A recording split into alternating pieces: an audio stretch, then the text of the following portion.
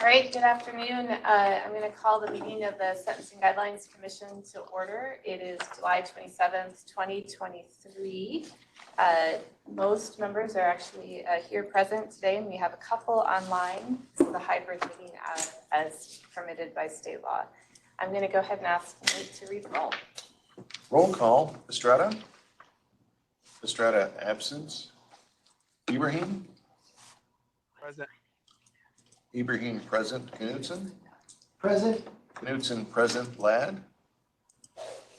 Present. Ladd present. Larkin? Present. Larkin present. Middlebrook? Present. Middlebrook present. Moore? Present. Moore present. Morath? Present. Morath present. Schnell? Present. Schnell present. Chair Mitchell? Present. Chair Mitchell present. Madam Chair, there are 9 members present, 1 member absent, 1 seat vacant. And with that, we do have a quorum. The first item on the agenda, second item on the agenda is approval of the draft meeting agenda. I would entertain a motion to approve the agenda. So moved. Commissioner Schnell moves and Commissioner Middlebrook seconds. Any discussion on the agenda? Hearing none, we'll take a vote on that. To the Schnell motion to approve the meeting agenda, Estrada? Estrada absent. Ibrahim? Approved. Ibrahim, I'm sorry, I just missed it. Yes or no on the agenda?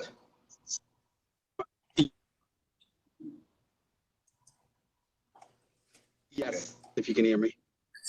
Ibrahim, yes. Knudsen? Yes. Knudsen, yes. Ladd? Yes. Ladd, yes. Larkin? Yes. Larkin, yes. Middlebrook? Yes. Middlebrook, yes. Moore? Yes. Moore, yes. Morath? Yes. Morath, yes. Schnell? Yes. Schnell, yes. Chair Mitchell? Yes. Chair Mitchell, yes. Madam Chair, there are 9 votes in favor, no votes opposed. And with that, the agenda is approved unanimously. Third item on our agenda is approval of the draft meeting minutes from June 7th, 2023. I would entertain a motion to approve the minutes. Commissioner Middlebrook makes that motion and Commissioner Larkin seconds. Any discussion on the minutes? Hearing none, we'll go ahead and vote on those. To the Middlebrook motion to approve the June 7, 2023 meeting minutes, Estrada? Estrada absent. Ibrahim? Yes, Ibrahim, yes. Knudsen? Yes. Knudsen, yes. Ladd? Yes. Ladd, yes. Larkin? Yes. Larkin, yes. Middlebrook? Yes. Middlebrook, yes. Moore? Yes. Moore, yes. Morath? Yes. Morath, yes. Schnell? Yes. Schnell, yes. Chair Mitchell? Yes. Chair Mitchell, yes. Madam Chair, there are 9 votes in favor, no votes opposed. And with that, the minutes are approved unanimously. The item number 4 on our agenda is a review of the public hearing record. I'll turn it over to Nate for that. Thank you, Madam Chair. So just to orient you, first of all, to the materials that you have in your packets, these are numbered a little funny. They're numbered according to the Minnesota administrative rules that govern what has to be in the hearing record. So that's why, for example, for A and G, that's because items A and items G are both covered by that particular document. So that's why it's numbered that way. There's also an original and a corrected version of A and G, and I'm providing them both because they're part of the record that I'm about to recite. But I just want to be clear that for purposes of this meeting, we're only going to be going off of the corrected version. We're going to be disregarding the original version. I'm only including that there for completeness. But whenever we're talking about what was adopted, there was an error in there, the staff error, that we didn't accurately reflect the vote of the June meeting in that document. And so we identified that error and corrected it and sent out an updated version. So to be a little more formal, on Tuesday, June 20th, 2023, the notice of public hearing was published in the State Register, volume 47, number 51. And the contents of the proposed modifications were posted on the Commission's website. The following day, an email notice of public hearing was sent to persons who have signed up on the Commission's website to receive informational emails. No one was notified by U.S. mail because there are no longer members of the public on the U.S. mailing list. In early July, MSGC staff identified an error in the contents of the proposed modifications whereby the proposed ranking for burglary, third degree, shoplifting, contrary to trespass notice was implemented inconsistently with the proposed ranking as adopted by the Commission and as published in the State Register. On July 7th, a corrected notice of the public hearing with corrected proposed modifications was posted on the commission's website, and a link was sent to persons who have signed up on the commission's website to receive informational emails. Pursuant to the public hearing notice, the public hearing was held on July 20th, 2023 in the Minnesota State Capitol Room G3 and by telephone and or electronically. 7 members of the public wished to and did testify. After the public hearing, the record remained open for 5 calendar days through July 25th to accept written comments. From the beginning of the public hearing notice period through the end of the public comment period, the commission received approximately 2,047 written comments regarding the subject of the public hearing. The complete public hearing record, including a list of those who spoke at the hearing, a link to the video and audio of the hearing, and copies of all written comments, was provided to all commission members between July 18th and July 26, 2023, was posted in its entirety on the commission's website this morning, and is included in today's meeting materials. The commission appears to have substantially complied with all public notice and hearing requirements to permit it to take final action on the proposed modifications today, Madam Chair. All right, any questions on that before we move on? Okay. All right, so item 5 is accept or reject proposed amendments to the guidelines, and here's how I would like to proceed today. There were 3 topics that we actually received substantive comments on, and those were item number, in part A of the proposed modifications, those were item number 2 regarding the change to the felony definition, item number 8, sorry, my screen went away, I had it all right here, item number 8 regarding carjacking, and item number 10 regarding labor trafficking. So what I'd like to do is pull those out, and let's vote on the rest of the package first, and then we can go back to those 3 issues. So Nate's putting those up on the board right now. So the document that we have is divided into parts A and B. Part A is most of the changes that we made. So this is what I mean when I'm saying item number 2 is the issue relating to the redefinition of felony. Item number 8 were the decisions we made regarding carjacking, and item number 10 were the decisions we made regarding labor trafficking. So we'll pool those out, and we'll talk about those separately. And I would entertain a motion to approve all the rest of the decisions that we made in our packet. I would move that. Commissioner Knudsen makes the motion, Commissioner Schnell seconds. Any discussion on the other items? Or, I'm sorry, I forgot to ask if there was anything else that anybody wanted to pull out. I should have done that, but, okay. Any discussion on the other items? All right, hearing none, we'll go ahead and vote on that. All right, so that was the Schnell motion. No, I'm sorry. So that was It was Knudsen Knudsen, motion to finally adopt all items proposed in the public hearing notice as corrected on July 7th, 2023, with the exceptions of the items listed in part A as, if you could just give me those numbers again, Madam Chair. Number 2, As numbers 2, 8, and 8. 10. and 10. That is the motion. To the Knudsen motion, Estrada? Estrada absent. Ibrahim? Yes. Ibrahim, yes. Knudsen? Yes. Knudsen, yes. Ladd? Yes. Ladd, yes. Larkin? Yes. Larkin, yes. Middlebrook? Yes. Middlebrook, yes. Moore? Yes. Moore, yes. Morath? Yes. Morath, yes. Schnell? Yes. Schnell, yes. Chair Mitchell? Yes. Chair Mitchell, yes. Madam Chair, there are 9 votes in favor, no votes opposed. And with that, the motion is approved unanimously. So let's go ahead and take the other items in order. Number 2 was the felony redefinition changes. So most of those changes were conforming changes within the guidelines to deal with the fact that a felony has been redefined as 365 days. And that's right. And whereas before it was always a year and a day. So most of those changes are non-controversial, but one issue was raised by the judicial branch. So I'll let Nate raise that and maybe walk us through that additional change that that has been proposed. Thank you, Madam Chair. So I have up on the screen item 5A2 in your meeting materials. It's titled "Year and a Day as an Aggravated Durational Departure." So we did receive a comment from Jeffrey Shorba, who's the state court administrator. And that comment may be found in item 4E3. That's the public comment portion of the record, and that 4E3 consists of just one document. That's the letter from Mr. Shorba. And in that, Mr. Shorba describes a predicament that the judicial branch has, which is that due basically to their software, as I understand the problem, they're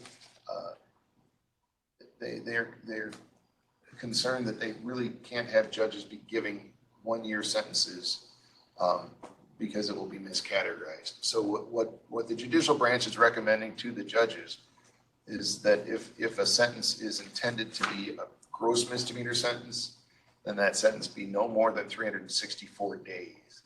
And if the sentence is intended to be a felony, an imposed felony sentence, then the sentence be a year and a day, just as it's currently practiced.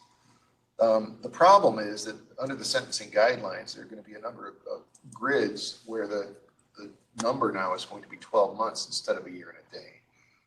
So if a judge, say, needed or wanted to impose a felony sentence, and I could get into the reasons why a judge might do that for a year and a day sentence, because you might be thinking, well, these are all state sentences. Why would we be getting into this issue? Well, for starters, there could be a stay of execution. So where the judge needs to pronounce the grid time, if you will, but can't pronounce the grid time because the grid time is 12 months. And the judge is getting advice from the judicial branch that the judge has to impose a year and a day, or it's going to result in basically a computer error.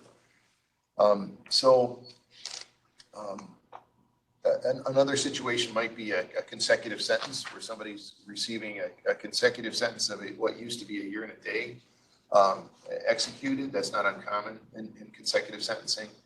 And now it would just be a year executed, and that would result in a problem as far as the judicial branch is concerned. So assuming that the commission isn't all that hung up on that extra year being an aggravated, because that's the problem, right? If the judge does this under current guidelines framework, that would be an aggravated durational departure from the sentencing guidelines. That extra day would be the aggravated part of it, which doesn't make a lot of sense. So what we're proposing to do, and maybe there's different ways to do this, but what we're suggesting is to modify guideline section 2C1 to add a sentence. So, and actually there's kind of a preference in how the guidelines are written to divide things up into subdivisions rather than have long unnumbered paragraphs. And this is one of those situations where there was an unnumbered paragraph. So one of the things we're doing is just adding a little bit of a division here, adding an A, presumptive disposition. This part after presumptive disposition was part of the first paragraph above it. And then this next paragraph we're calling B, presumptive duration, which seems to flow with what how this part of the guidelines is designed. And under the presumptive duration part, after the sentence, each cell on the grids provides a fixed sentence duration. Our suggestion in response to the court administrator's comment is to add a sentence that says, if a cell or other guidelines policy provides a fixed sentence duration. Other guidelines policy, I'm thinking of, for example, like dividing a time in half for an attempt, for example. You might, but it's got to be at least 12 months because it's got to be at least a felony sentence. That would be an example of an other guidelines policy. So if a cell or other guidelines policy provides a fixed sentence duration of 12 months, a sentence duration of 1 year and 1 day is permissible without departure. So that's, I hope, answers the mail, so to speak, with respect to the judicial branch's letter. And then the other change would be this "and 1 day." That's already a change that the commission's adopted. So that's Preliminary. that is a change. Yeah, preliminary, right. But that's in the package that went to the. So that's in blue, but that would also be a change that we'd be making in the 2023 edition of the sentencing guidelines. Any questions about staff's paper, Madam Chair? I don't have any questions. Does anyone else have a question? And then there's there's the comments as well. You probably should go over it all at once because I think we want to could probably look at adopting everything at one fell swoop. That's a good point. So the comment is also related to the year and a day. And this was brought up by one of the last testifiers at the public hearing, Matt Majowski, pointed out an inconsistency. As I understood what he was trying to say was there's an inconsistency between applying the old felony definition to out-of-state priors, which was an in-meeting decision that the commission made in June. That wasn't a staff recommendation.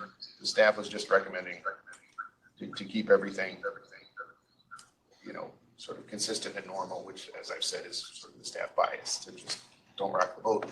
But the commission thought that it would be, I think, more fair if we required out-of-state convictions to have a traditional felony sentence by the old definition, 366-day sentence to be counted as a felony.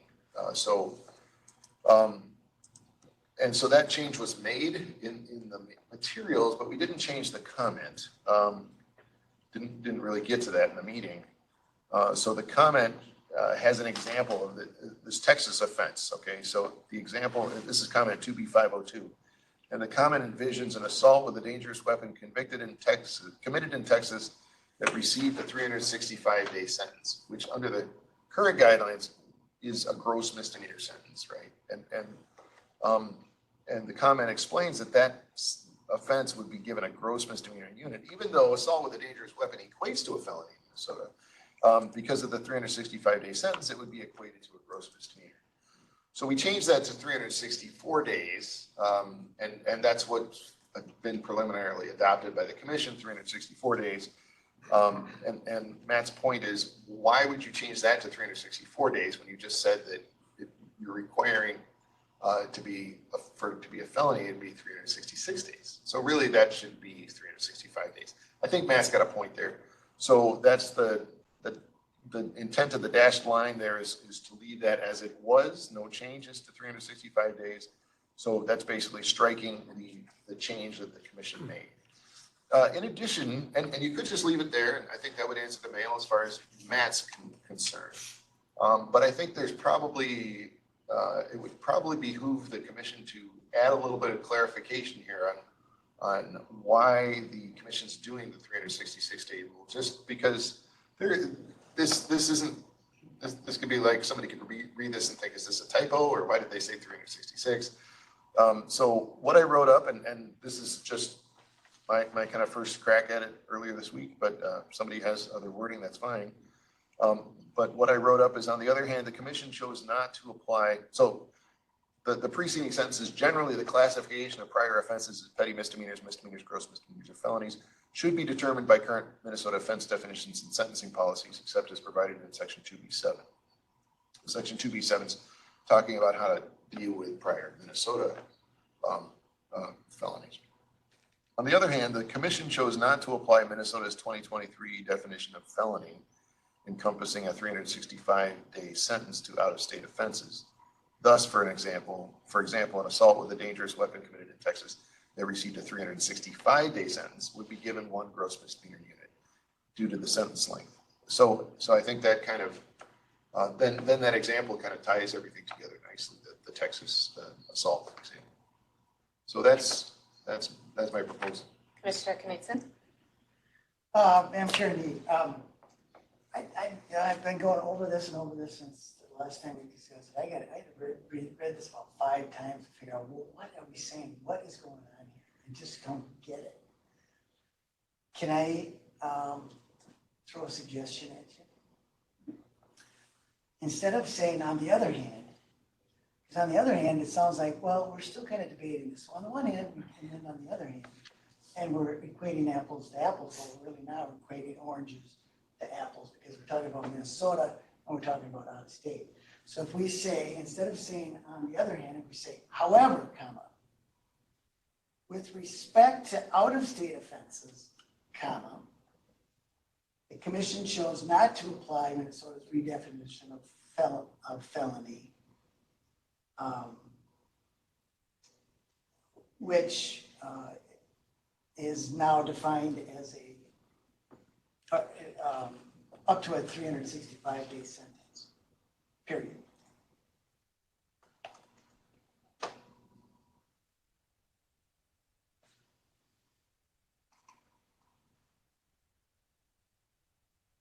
It's fine with me. So, The last It's part, nice. last part is a little,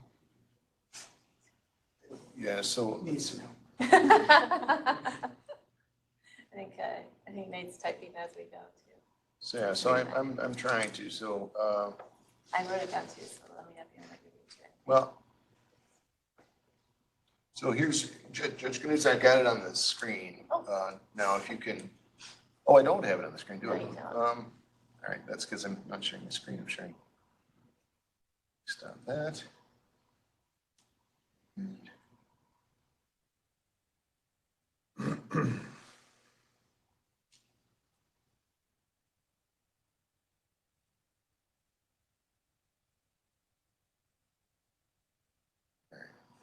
So here's what I think I heard. However, comma, with respect to out-of-state offense, so this would be that in place of the new sentence that I added, it would read as follows. However, comma, with respect to out-of-state offenses, comma, the commission chose not to apply Minnesota's 2023 redefinition of felony, comma, which now encompasses a 365-day sentence. Should it be, which now defines a felony? Just define it. Is it 365 days sentence? Defines.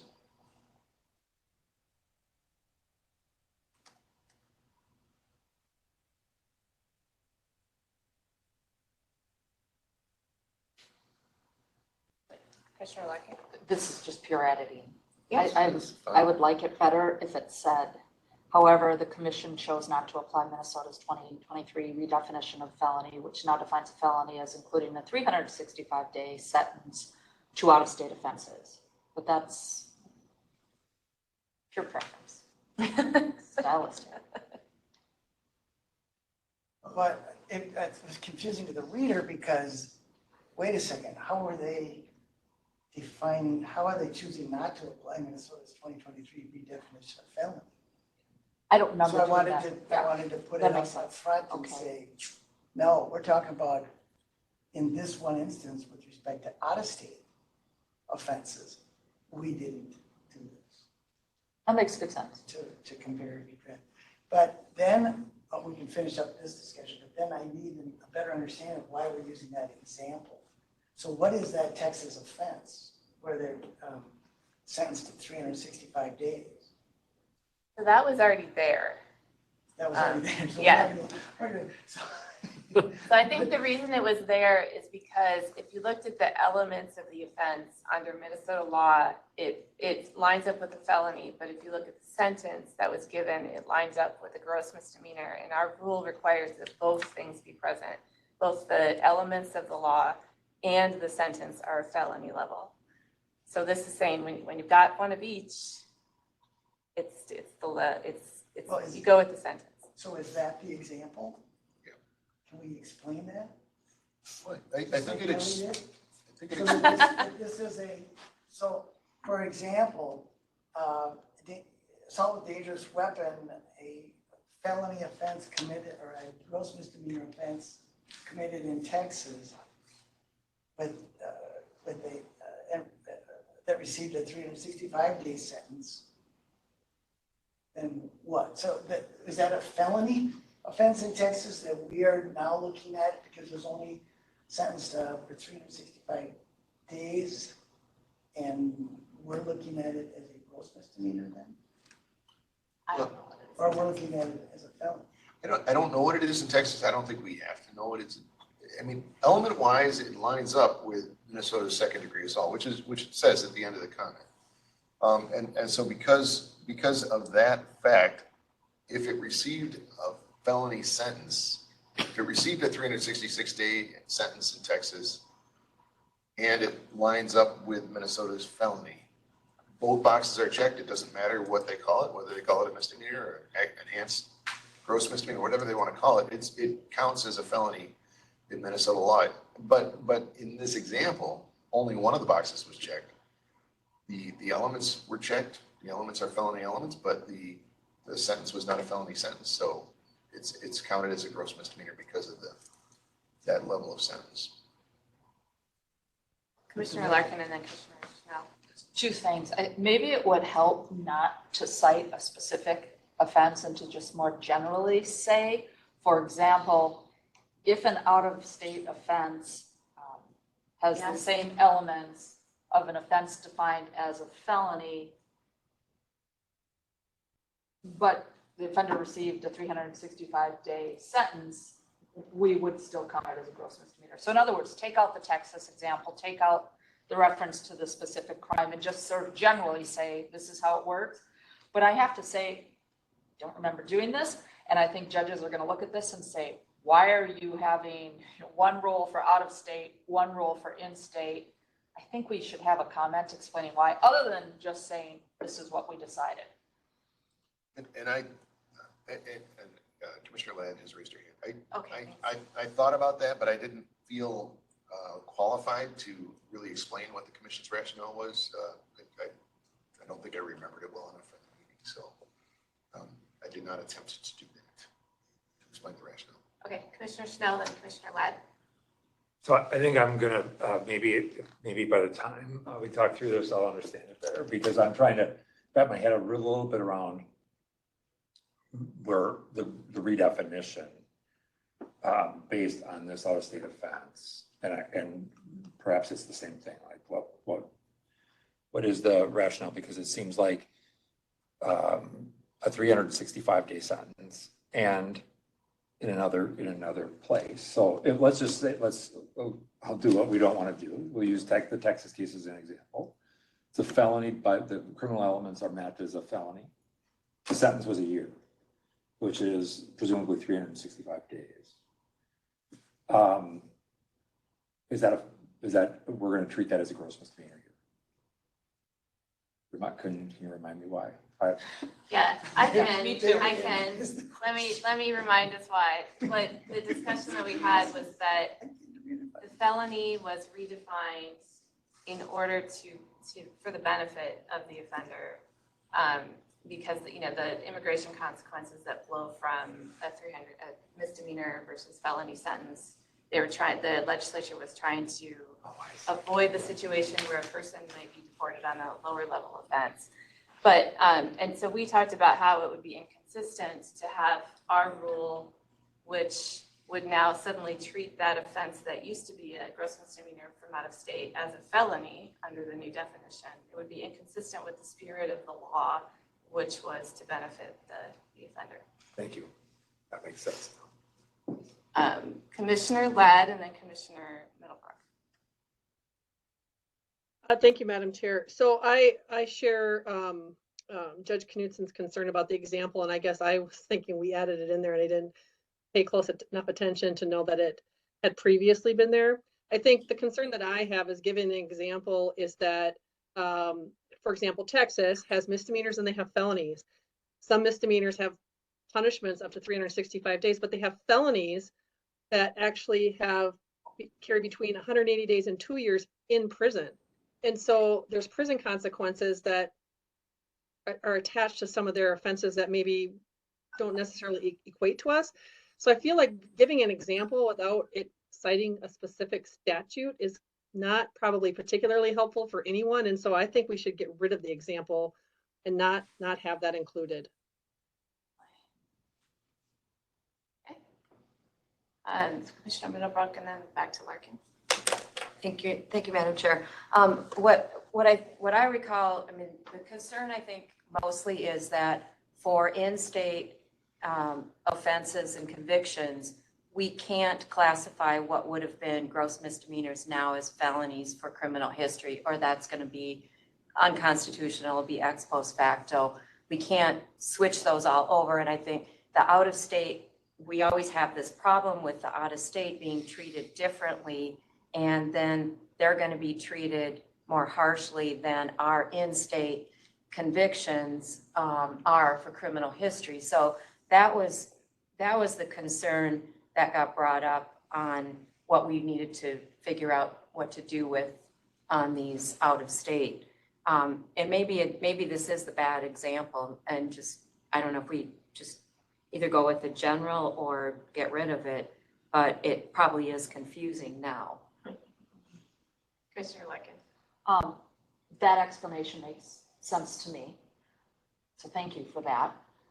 I think we need, though, to say something about why a 365-day sentence here is being treated as a felony, but we're not going to treat a 365-day sentence from another state as a felony, because otherwise judges are going to think, why would we have two different standards? I just see this raising all sorts of questions in practice, and whether we have an example or we just say, this is how it works, I think we need to provide guidance. Commissioner Schnell. But isn't it now it's 364, right? So here is the gross, that's the difference between the gross and the felony. So it is not 365, would be for the gross misdemeanor and the felony. I'm just trying to walk this through. I mean, I think that makes a ton of sense. Maybe the example is the problem that, we're trying to, the intent was to try and balance, to really truly balance what what I think the legislative intent was, and also how things get counted, right? That's what we were really trying to do, is address equity in terms of how things get counted.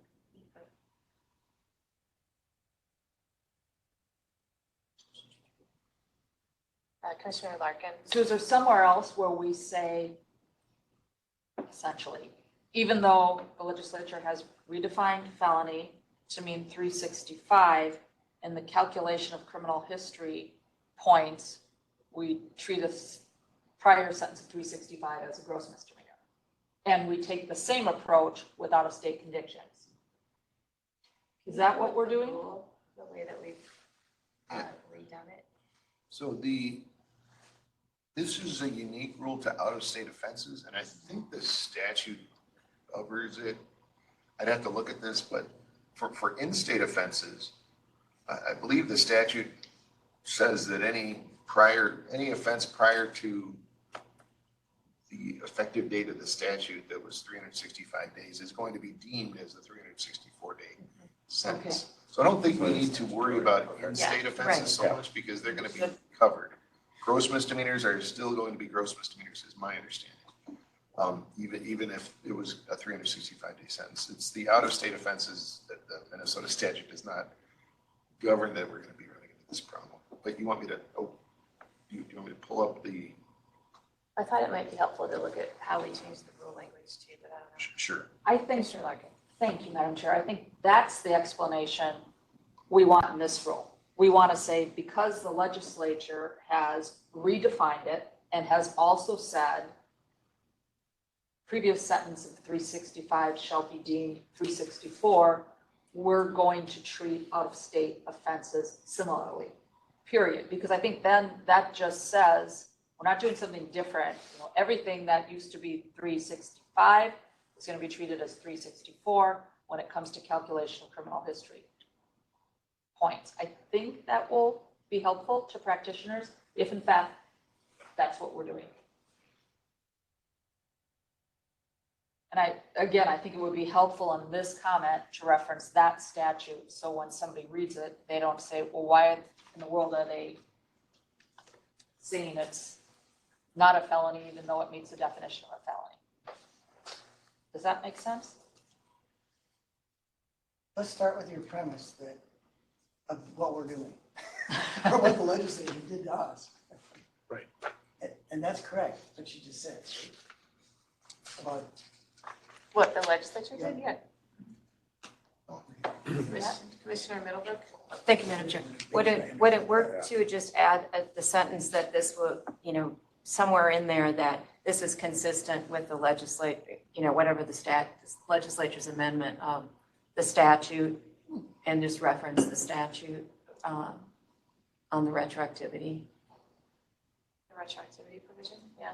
I think that's good. So instead of saying, we've decided, as if we've done something crazy, say, consistent with statute, saying that prior sentences of 365 will be deemed 364, we're going to treat out-of-state sentences of 365 as 364. I think that makes more sense and provides less room for argument. Madam Chair. Oh, I'm sorry, Commissioner Ladd. Thank you, Madam Chair. I think my concern where I struggle is that there are offenses from other states that are felony sentences now that are 365 days. And so if we're using that number 365 as a demarcation to make that 364, we're essentially taking an out-of-state felony and making it an in-state misdemeanor for Minnesota. And I don't think is the intention of this, or should be the intention of this. Well, I think that's how it's happening now. I think our intent was to keep the treatment of out-of-state offenses consistent with how it's being treated now. Sure.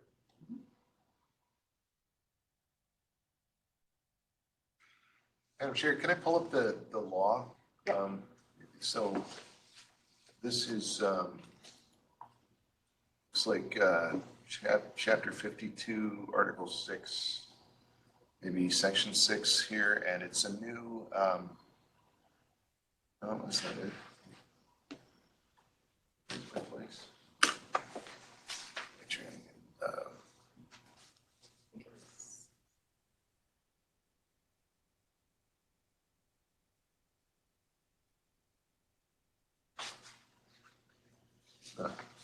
Did you lose it? I think I'm in the wrong article. Let's see. I have it on the bill, not the. I think isn't it in Article 4? Is it linked? Oh, did you get it from your link? It was linked, but it's not taking me back there for Oh, some reason. okay. Section 7 is what I'm looking for.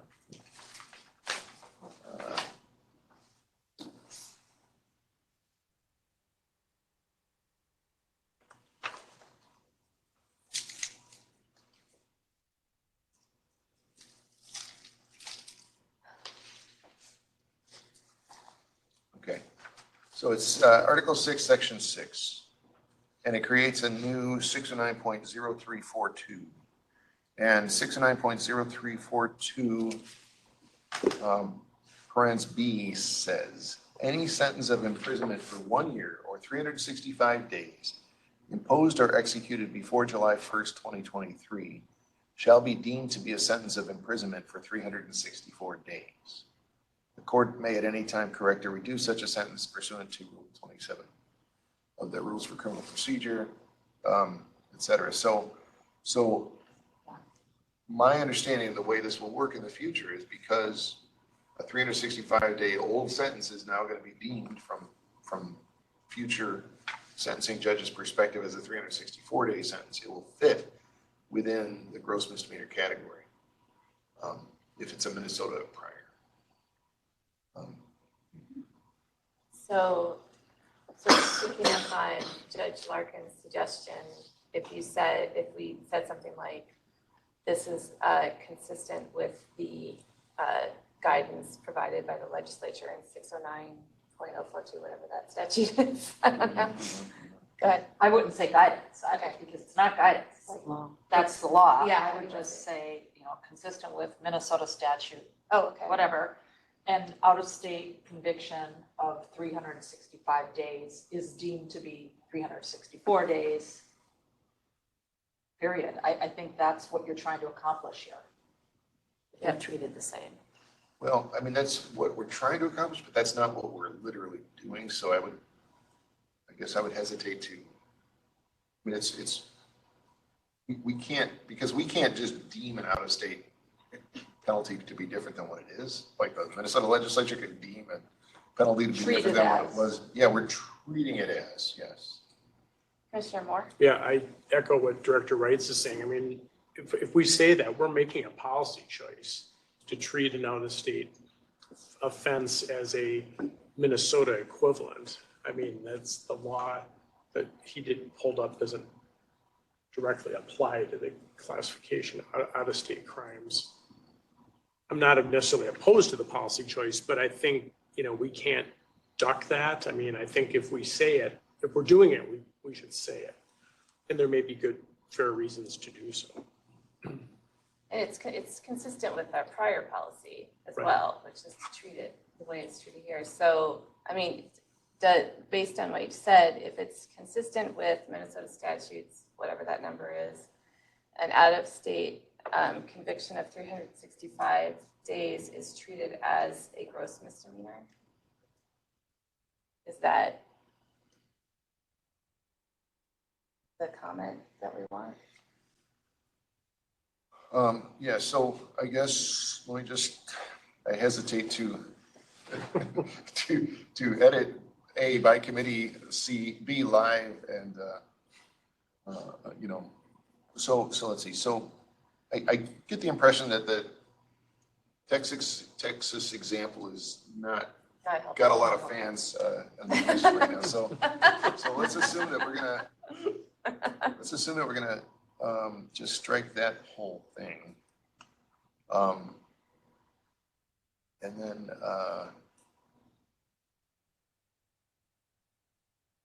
then maybe add a sentence that in the same way, what I would suggest is saying something like, in the same way that Minnesota statute, let's see.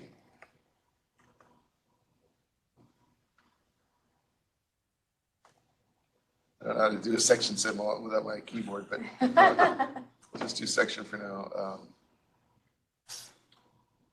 690342.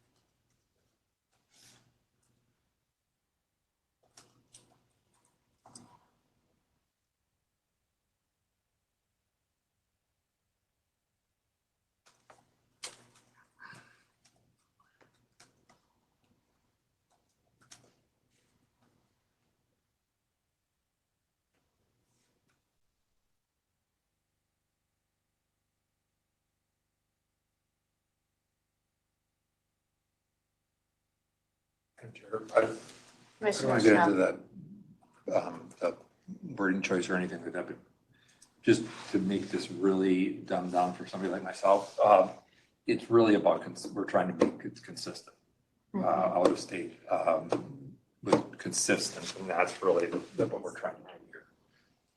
It's consistent, our policies to create consistency with state statute, for us.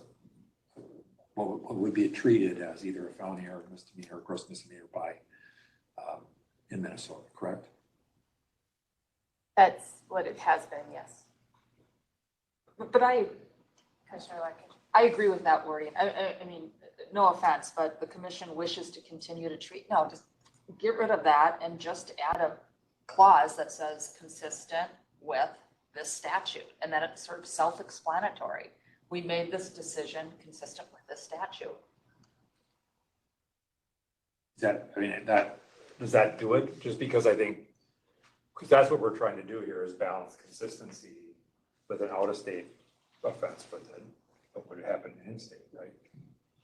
Yeah. And it's both. It's like it's also consistency with how we've treated these offenses in the past. But we need to say that. Yeah, Maybe you want to start after the however, or get rid of the however. Good idea. Consistent with Yes. our. Blah, blah, blah.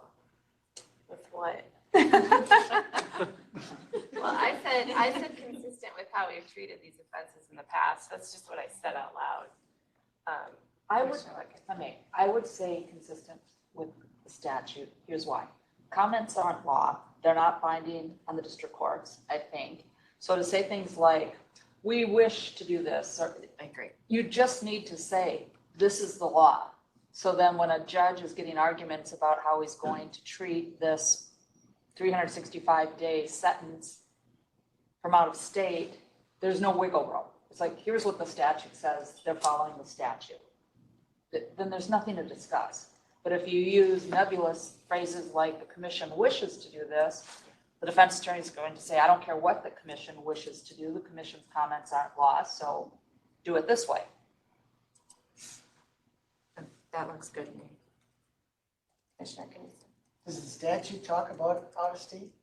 No, it doesn't, and that's why Well, then that's the problem. I think it's definitely similar to it, but it's not, so. So we have. It is fair to say it's consistent, so, let's try this, I broke it up into, I do like that however sentence, I just added a second sentence, this is consistent with the commission's policy before 2023 and with Minnesota's statute section 6090342B's treatment of 365-day sentences.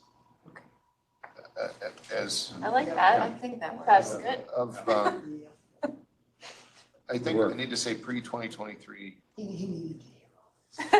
I don't know. How does that?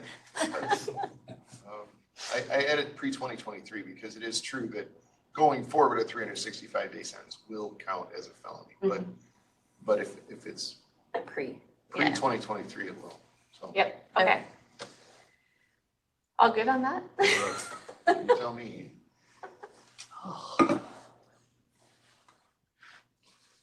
All right, okay, so what we have then is we have some changes that were made in the original packet under item 2. We have 2 additional changes that were made in these subsequent documents. One of them we just did on the fly. The one we just did on the fly alters one of the original changes in part 2, in section 2 of the A2 of the original document. So it seems to me like if we sort of pass the whole package together, we will have put all the right words in place. So I'm not sure how you want that motion worded. Well, I think so we're going to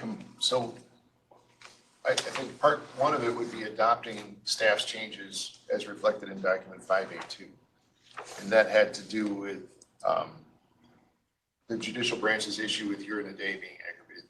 This Right. durational departures. And then, because we haven't voted on that, I don't think. We haven't voted on anything. What I'm saying is, can we do all 3 things at the same time? That's what I would like to combine them all together. So, well, I'm thinking of it as 2 things. So we got that as one thing, 5A2 as one thing. And then the other thing would be to, in place of the changes that have been proposed to comment 2B502, we'd simply strike the last sentence and replace it with, and then I just read the sentence into the record, basically, these 2 sentences into the record. But it all is happening at the same time. Yeah. So we're doing Yeah. this change in place of that change that was into. Right. And then but I think we could do the change for the judicial branch at the same time as well, Yeah. Okay. Okay, And that by striking the last sentence of 2B502, we're taking care of the 364-day problem because that was in there. So Yeah. that'll just go away. okay. All right, do we have a motion So moved. Commissioner Schnell moves to do all that. Do we have a second? Second. Commissioner Clayton? And the motion is 5, or 2B502 and on 2C, changes on 2C. Well, maybe we should break them up. Maybe that would be simple for the record. Well, no, what I was saying is, so we have the original change in all of the changes to implement the 365-day change. So that's putting like the 12 on the grid instead of the 12 to the 1, right? So that's in the original posting, section A2. And then, except we're striking that one change to the comment in favor of this. And then we have the other change to allow a 366-degree day sentence to not be a departure when the grid says 12 months. Right, okay. All that's together. Okay, perfect. Okay, so Commissioner Knudsen seconds that. Any other discussion?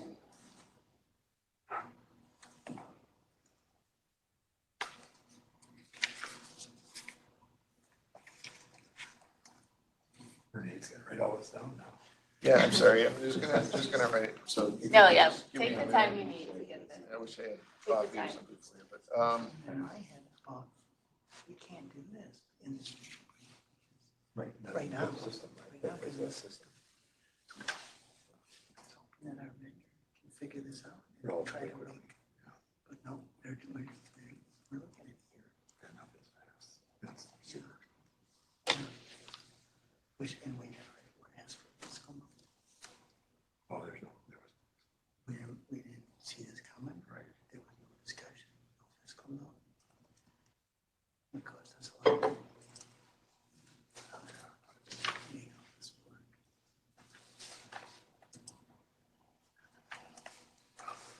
Supplemental budget. That's gonna have to happen. all right. So I'm gonna try this. So to the Schnell motion to adopt staff, to adopt the proposed modifications as described in section A2 of the public hearing notice, as modified by the staff suggested language in meeting material document number 583, and as modified by striking the last sentence in comment 2B502 and substituting for the stricken sentence the following language. However, with respect to out-of-state offenses, the commission chose not to apply Minnesota's 2023 definition of quote felony, unquote, comma, which now defines a felony as including a 365-day sentence. This is consistent with the commission's policy before 2023 and with Minnesota statute section 609.0342B's treatment of pre-2023 365-day sentences as gross misdemeanor sentences. Yes. To that motion, Estrada absent. Ibrahim. Yes. Ibrahim, yes. Knudsen. Yes. Knudsen, yes. Ladd. Yes. Ladd, yes. Larkin. Yes. Larkin, yes. Middlebrook. Yes. Middlebrook, yes. Moore. Yes. Moore, yes. Marath. Yes. Marath, yes. Schnell. Yes. Schnell, yes. Chair Mitchell. Yes. Chair Mitchell, yes. Madam Chair, there are 9 votes in favor, no votes opposed. And with that, the motion is approved unanimously. Okay, so that takes care of that issue. So now we'll move on to part 8, which deals with carjacking. I'll open it up for Yeah, we did have some materials on carjacking, Madam Chair, that didn't include any language changes. Basically, one document was a lot of sentencing data about carjacking. Just extra information that we didn't have before. There was also some information from NIBRS, which is the new police data reporting system. That got you a lot of information about robbery and how many robberies included a car, how many times that car was recovered and so forth. So a lot of interesting information about robberies, specifically with respect to motor vehicles, I should say cars. And then, and there was also a section there where we transcribed some of the legislative history. You probably had a feel for that from the comments that we got from Senator Limmer and Senator Seeberger at the public hearing as well. so you had all that, and then we also had sort of a fiscal note, assuming that instead of severity levels 8, 6, and 5, the commission wished to rank them at severity level 9, 7, and 6, which to be fair to Commissioner Larkin, wasn't something she said. She just said, she put us on notice that there would be, that she would be proposing higher rankings. She didn't say what those rankings would be. So I was just kind of pulling those numbers, just one level up. I don't mean to imply that that was going to be your proposal, Commissioner Larkin. And so we did estimate the fiscal impact of that kind of change and how many prison beds that would ultimately result in. The state needing to, additional prisoners the state would need to house in basically a 10-year timeframe, is how long that would take to kick in. So I just wanted to state that those materials are out there. You know, I'll be happy to go through them if you want us to, but otherwise, just leave it there. Commissioner Larkin. Thank you, Madam Chair. As I indicated at the last meeting, I continue to believe that we should rank the newly created carjacking offenses higher. And I would move that we reject the proposal that went to the public hearing and that we instead rank the offenses as the executive director, I don't want to say suggested, but as he's laid out. So each would be one level higher. So that first degree carjacking would be severity level 9, resulting in an executed sentence of 86 months. Second degree carjacking would be ranked at severity level 7, resulting in a 36 months stayed sentence. And third degree carjacking would be ranked at severity level 6, resulting in a 21-month stayed sentence. And although those severity level rankings would raise the presumptive sentence duration for each of the 3 offenses, it wouldn't change the disposition for any of the 3. So first degree would remain commit, second and third would remain stays of execution. And I do have some remarks I'd like to make in support of that proposal. I don't know if you want to hear those remarks or if we could ask for a second, however we should provide. Can I just ask for a technical Yeah. friendly amendment, perhaps? Sure. Instead of just rejecting it, because there were a lot of sort of ancillary things there, if we could just maybe say adopt the proposed changes, except substitute the rankings as severity level 9, 7, and 6, and rather than severity level 8. Whatever 6 and works 5. best. I'm never sure how to. Yeah. That would, I think that'd be easier from staff perspective, just because there's a lot of little stuff, and I'd hate to think we're starting from scratch on that. That's not my intent. Okay. Okay, all right, so let's ask for a second first, and then if we get a second, we'll have you do your marks. Do we have a second? Madam Chair, I would second that. Commissioner Knutson seconds. So Commissioner Larkin. I think our current proposal, the one that went to the public hearing, was one that would rank the newly created carjacking offenses consistently with the corresponding existing robbery offenses. I believe my recollection is what we were thinking is, will the legislature give us the same statutory maximum for those 3 newly created offenses? So it makes sense that we use the same ranking for each of those. In other words, correspond to the existing offenses. Given the significant public opposition to the current proposal, we need to re-examine that rationale and consider ranking the newly created carjacking offenses 1 level higher than the existing robbery offenses. Legislative history indicates that there was disagreement regarding adopting the same statutory penalties for the newly created carjacking offenses. And that disagreement was apparently raised at legislative hearings and perhaps on the Senate floor. Staff has provided some informal transcripts about the legislative history, which is very helpful, and I appreciate that.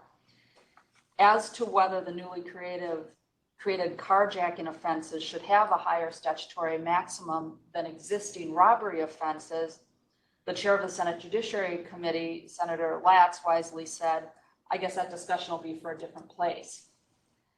This is the place for that discussion. We can't change the statutory maximums that the legislature created, but this body is entrusted to establish the presumptive sentences within the statutory maximum set by the legislature. That's our role. Study the data, obtain public input, and ensure that the rankings that we come up with for these new offenses are reasonably proportionate to the rankings for other offenses. So given the fact that there was legislative disagreement regarding the appropriate penalty for the newly created carjacking offenses, given Senator Latz's comment that such discussions are for a different place, given the legislature's creation of this body and its delegation to this body of the task of determining appropriate sentences for individual offenses, and finally, given the significant public opposition to the proposal to rank the newly created carjacking offenses the same as the existing robbery offenses, we have to reconsider whether higher penalties are appropriate for the newly created carjacking offenses. If we decide to rank the newly created carjacking offenses higher than the existing robbery offenses, and the legislature concludes that our rankings are too high, the legislature can direct this body next legislative session to reduce them. But we need to independently consider where they should be ranked and make our best recommendation to the legislature. That's the process, and that's why we're here. We can't simply say, well, they picked the same stat max, therefore we're going to use the same rankings. Staff's fiscal note to the legislature regarding the possible prison bed impact resulting from the newly created offenses indicated that it's possible that the commission may consider the harm to a victim in a typical carjacking offense to be greater than the harm to the victim in a typical robbery of personal property other than a motor vehicle, and if so, the commission may choose to rank carjacking more severely. And staff's prison bed impact statement advises that both the statutory maximum and the harm to the victim in a typical case are relevant considerations when we rank new offenses. We need to focus and give greater consideration to the harm to the victims of carjacking as opposed to the harm to the victims of a typical robbery or aggravated robbery case. We've heard many comments regarding the potential harm to third parties stemming from carjacking, the high-speed chases, the crashes, property damage, physical injuries, and even deaths. News stories have documented those occurrences on a nearly weekly basis for far too long. We can't ignore the harm to potential third parties, but for today's purposes, we must focus on the harm to the victims of carjacking and be willing to compare that harm to the harm to victims of a typical robbery case. Based on my experience as a public defender and a district court judge and a court of appeals judge, a typical robbery case, is theft of a purse snatching. You think of, give me your wallet, give me your cell phone, give me your jewelry. Those are the types of, or maybe a laptop computer. Those are the things that I think are typical robbery cases. The crime of carjacking, however, results in more harm to the victim in that it results in loss of one's mode of transportation, either temporarily or permanently. The extent of the harm may vary from victim to victim, but I think we all appreciate that loss of one's vehicle may eliminate daily transportation to work, to school, to daycare, to the grocery store, to medical appointments, to our children's activities, to care for our elderly relatives. The list is endless. And with the creation of delivery services and transportation services such as Uber, Lyft, DoorDash, Target shopping, Costco deliveries, when you take away someone's car, you're also taking away in those circumstances a person's ability to earn a living by providing those services. And to make matters worse, news reports at least say that those type of delivery services have actually been targeted for carjacking because they're easy prey. I think many victims perhaps owe more on their auto loans than their car is worth. Many of those victims may not have gap insurance to cover the difference. Some victims may have vehicles that are worth very little on the marketplace, but they still operate and they still get them where they need to go. And in those circumstances, the victims of carjacking may not have the financial resources to replace their vehicles. Other victims might not have the financial resources to recover their vehicles from the impound lot and to pay those impound fees, assuming the vehicle is recovered in an operable condition. This extensive disruptive collateral harm to victims of carjacking does not result in a typical robbery. If your purse is taken or your wallet is taken, you can promptly report that your credit cards have been stolen. And most banks, I think, are forgiving when it comes to signing an affidavit saying, I didn't make these charges, so you're not stuck with them. There's no similar quick fix when you lose what might be your only means of transportation for you and your family, and you don't have the financial luxury of a second vehicle or the ability to afford a rental car. So there is extensive collateral damage to the victim of carjacking, and that's what distinguishes carjacking from a typical robbery offense. We all can agree that the emotional and physical trauma that comes from suffering physical harm during a carjacking or coming face to face with the possibility of death or significant bodily injury if the carjacker uses a gun or other dangerous weapon is likely the same regardless what property is taken during the robbery. What distinguishes the carjacking is the predictable, extensive collateral harm resulting from the loss of one's vehicle. And I was trying to focus in preparing my remarks on the fact that the legislature did use the same stat max. And one thing I came upon is the fact that the Sentencing Guidelines Commission has previously ranked other theft-related offenses in a way that recognizes the different type of harm stemming from those offenses, even though the two types of offenses involve the same monetary loss and have the same stat max. What I'm looking at are current rankings for identity theft over $35,000, which is ranked 2 severity levels higher than the current ranking for non-identity theft over $35,000. Moreover, the presumptive disposition is different. So for non-identity theft, a property valued over $35,000, we rank it at severity level 6, which results in a 21-month stayed probationary sentence. However, for identity theft of property valued at over $35,000, we rank it at severity level 8, which is a 48-month executed prison sentence. So even though both offenses have the same $35,000 threshold, and even though both offenses have the same statutory max, we treat them very differently on the guidelines. And it may be that it's because victims of identity theft are much worse off than victims of a non-identity theft. Even though both victims lose $35,000 worth of property, the impact of a typical identity theft is well documented. By the time the victim learns of the identity offense, she's typically in a financial mess that takes months or years to fix. The bank freezes the victim's assets. The offender has run up debts in the victim's name, ruined the victim's credit rating. The offender might have placed liens on the victim's home. So even though both cases involve $35,000, the collateral damage to the victim is much worse, which may be why for that offense, we rank it at an 8 with a prison sentence as opposed to a probationary sentence of a much lower term. So as that current ranking suggests, it's within our authority to have different rankings for carjacking and robbery, even though they're both a form of robbery, reasoning that the carjacking is worse because the harm to the victim is worse.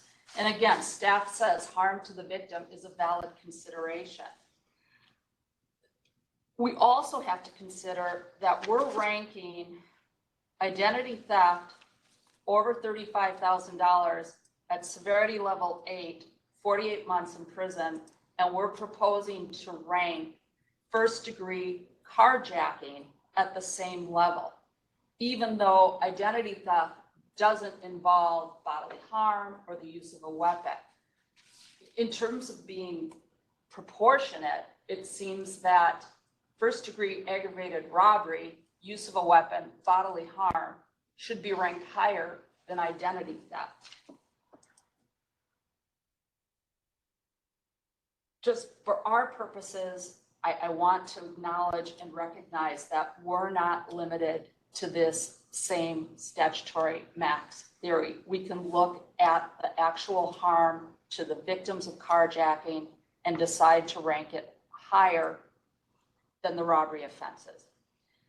And I just want to put forth 2 additional reasons to do that. One is deterrence, which is a legitimate consideration in sentencing and setting sentencing policies. Current numbers suggest that carjacking has declined from its peak in recent years in Hennepin County, where the majority of the offenses occur, as I understand it.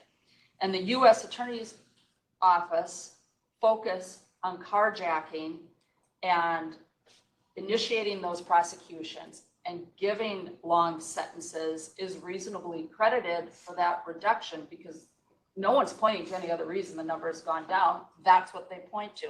So the message that carjackers will be held accountable to the fullest extent of the law and in prison seems to be working. The second reason is that the public rightfully demands an appropriate response.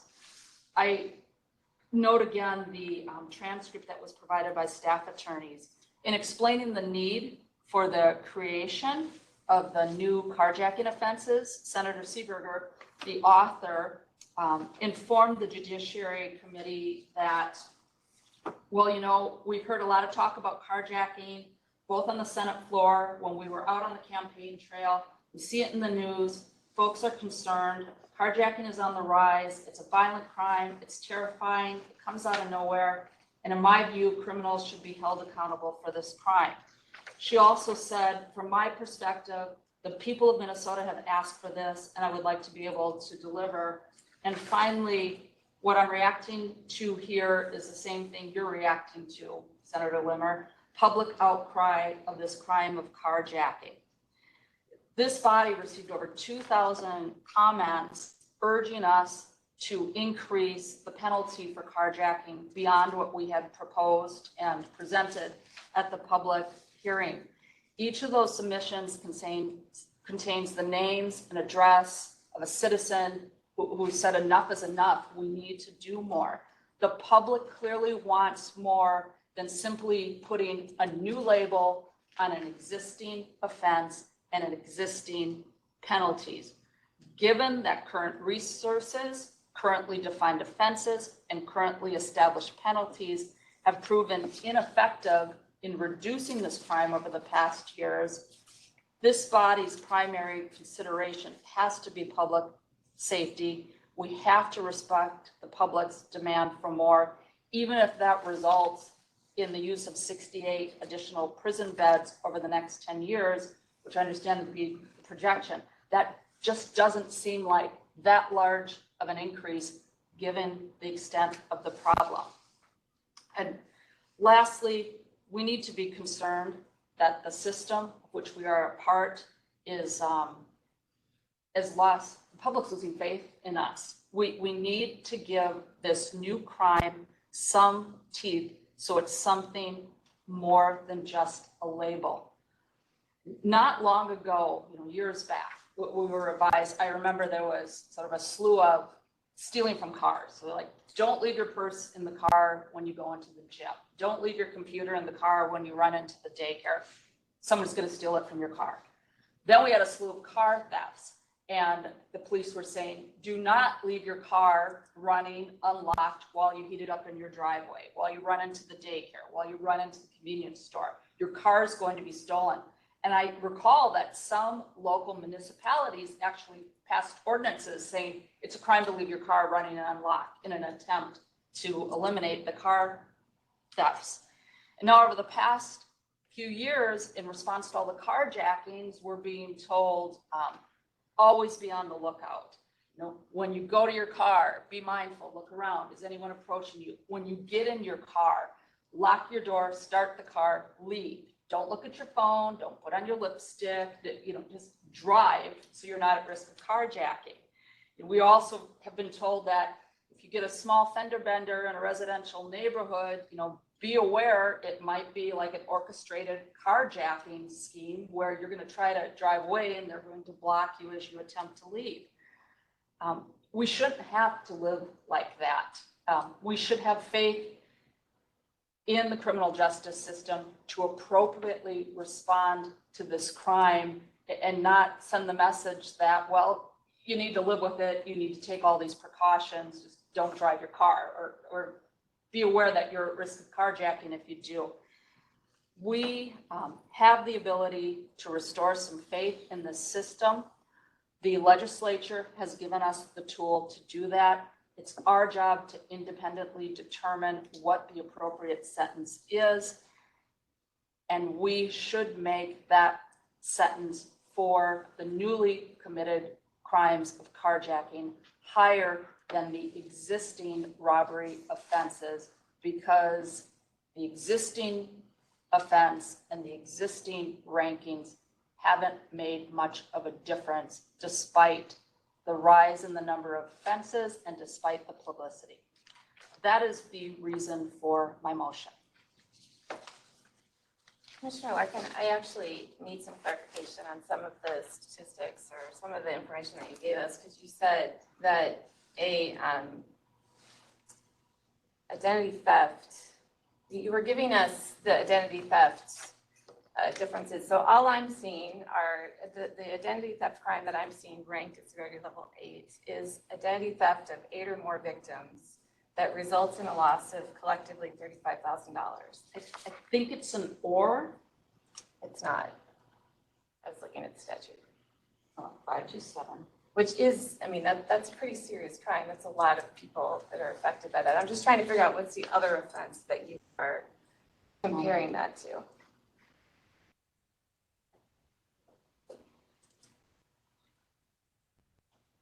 No, I'm looking at Minnesota statute 609.527. If the offense involves more direct victims,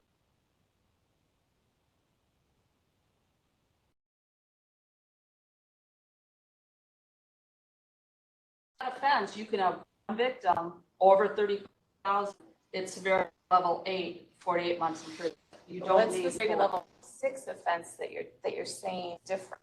That's what I'm Oh. really confused about. The severity level 6 offense is non-identity theft over $35,000. And if you look at our chart,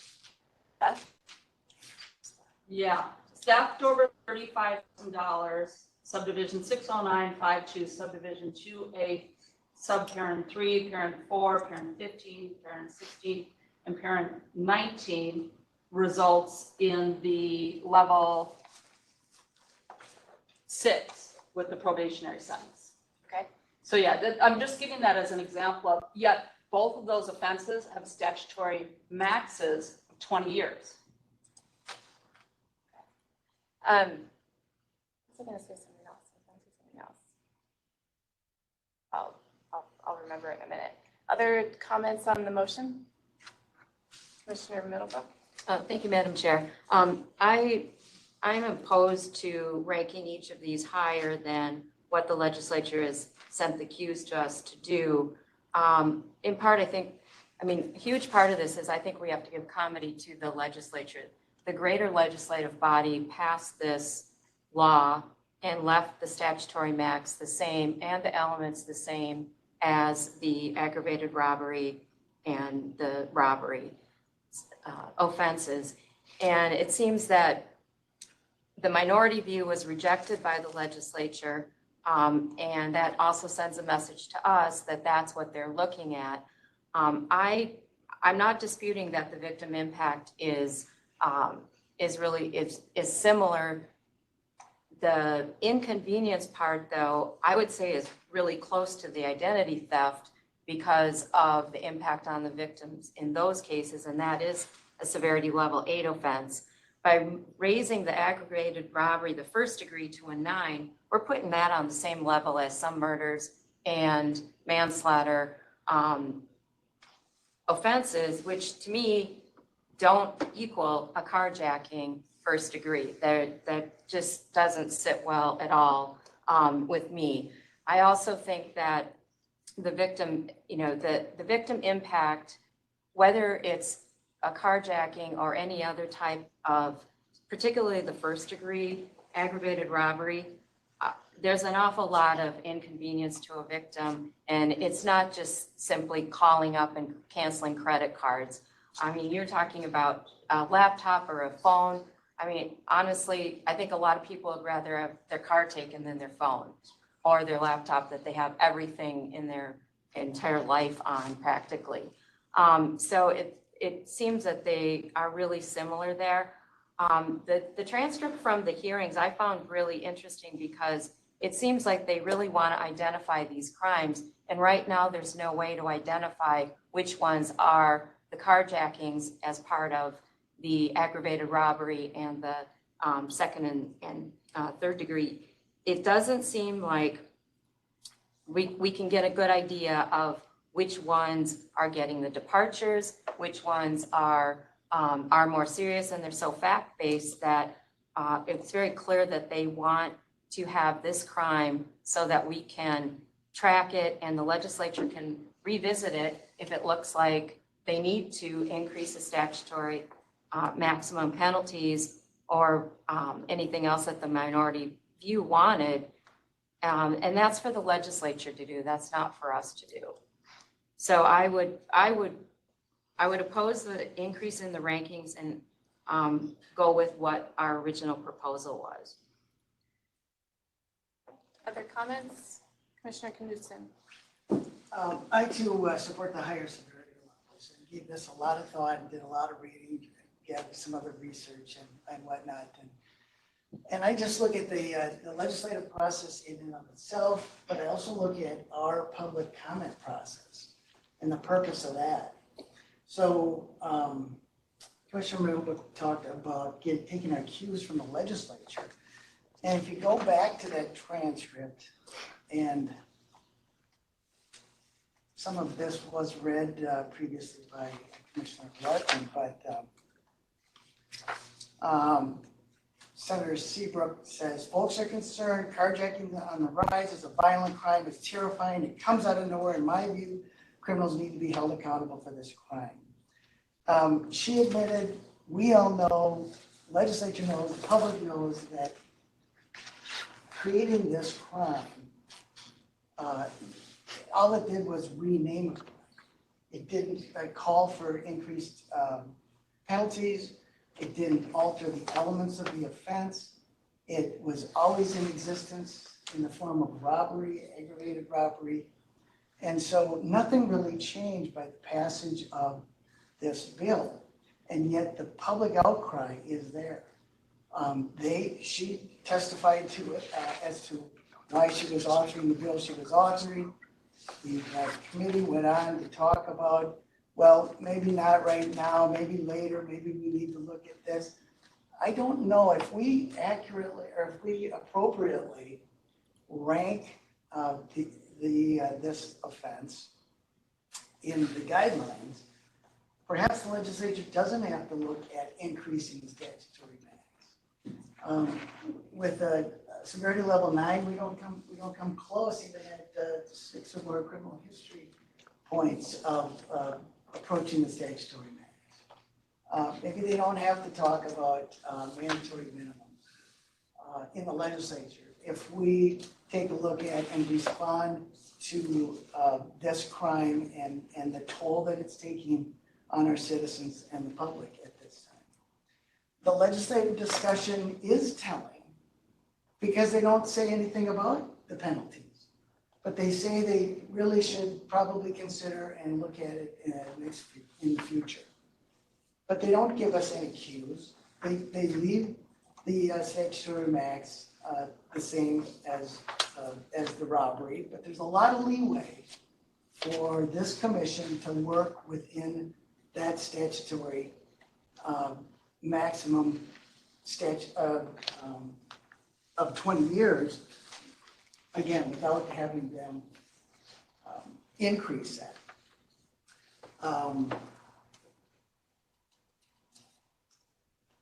And again, as Commissioner Larkin pointed out, the legislature can always change it, and we can maybe get more clear or any kind of guidance on the penalties they were looking for.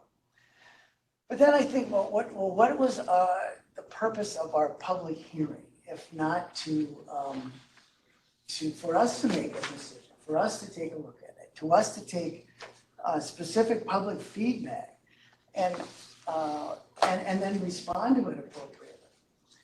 You know, this transcript where the bill was offered in that committee, that is pretty brief. I don't know that the legislature spent a whole lot of time on this bill, except there was a sense that they had to do something, so they changed the name and kept the same elements. So it's important that we do respond to the public concerns. We need to respond to the incredible increase in this crime. The public's greatly concerned. As I was doing my Google search, I mean, the times that our local news stations have addressed this issue with special reports, the news articles specifically on carjacking. There's a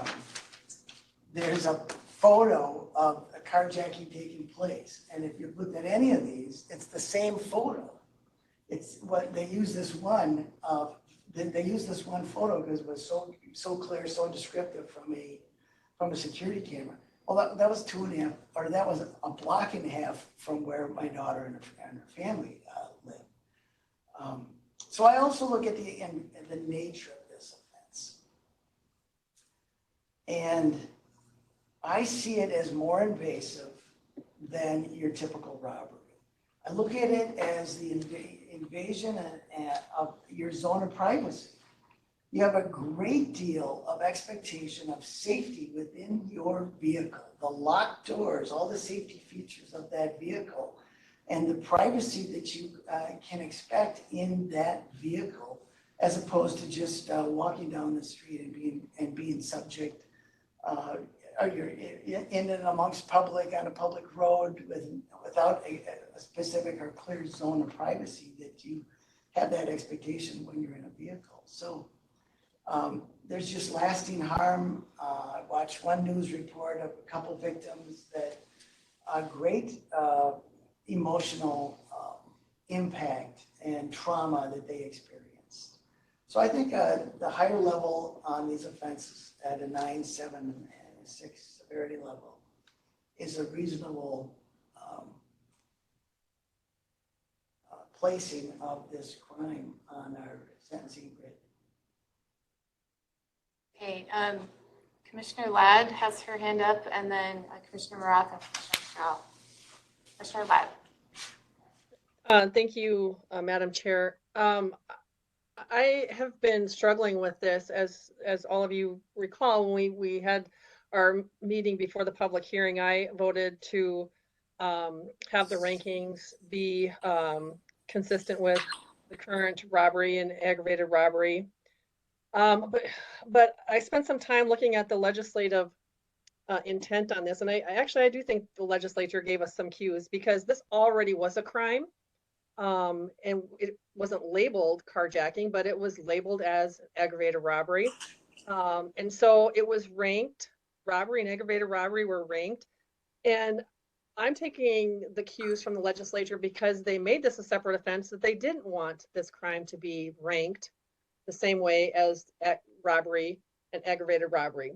And I was persuaded and heard and took very seriously the comments from the public hearing about what the public thought about this and what they were saying about our proposed rankings. And so I really struggled with this, but I do think that increased rankings for this particular new crime on the books is warranted for those reasons. Okay, Commissioner Morath. I guess to the victim impact side of things, I'm really torn. On the one hand, I am behind everything that Commissioner Larkin had mentioned. I mean, this is something that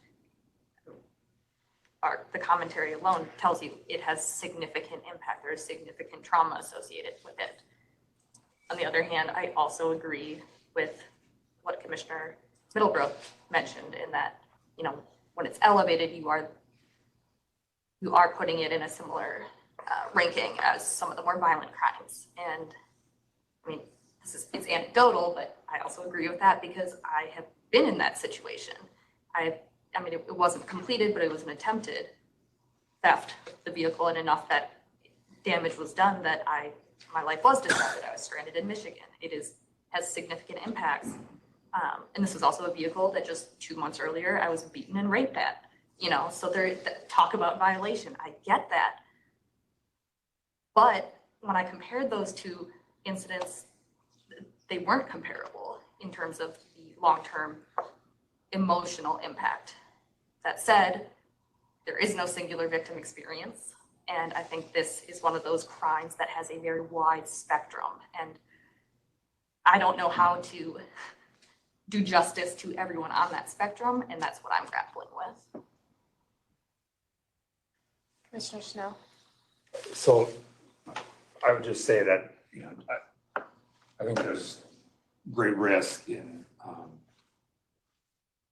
kind of, I think to your point, Commissioner Morath's point about, you know, the spectrum, just having, you know, worked for almost 30 years as a cop and responding to both carjacking cases as well as robbery cases,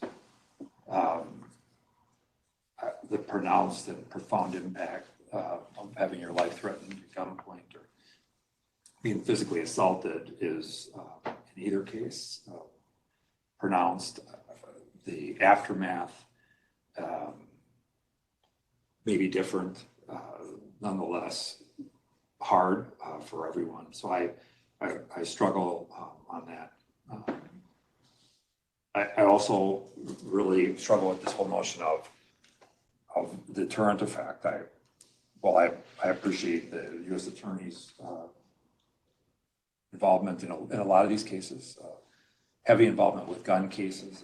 We see a lot of the correlation with repeat gun offenses and these carjackings, which has been oftentimes the cases that have been charged federally. And while I think that is important, I'm not so convinced that we can draw a clear connection between that action and the reduction. In fact, we've been seeing some reduction even prior to that announcement. And yet the harm is the harm. And I realize that. I'm also struck by the fact that, you know, we're talking about increasing this, making it at some level inconsistent with the crime, the robbery crime that it is. Elements being largely the same, and yet one of the key things that I think is a factor here that, you know, I don't certainly want to get in the middle of the issue of judicial discretion, but departures are a considerable factor, and to what extent, if the departure rates are significant here in robbery cases generally, then, you know, is the creation of and the ranking of this new offense fundamentally differently going to change that outcome?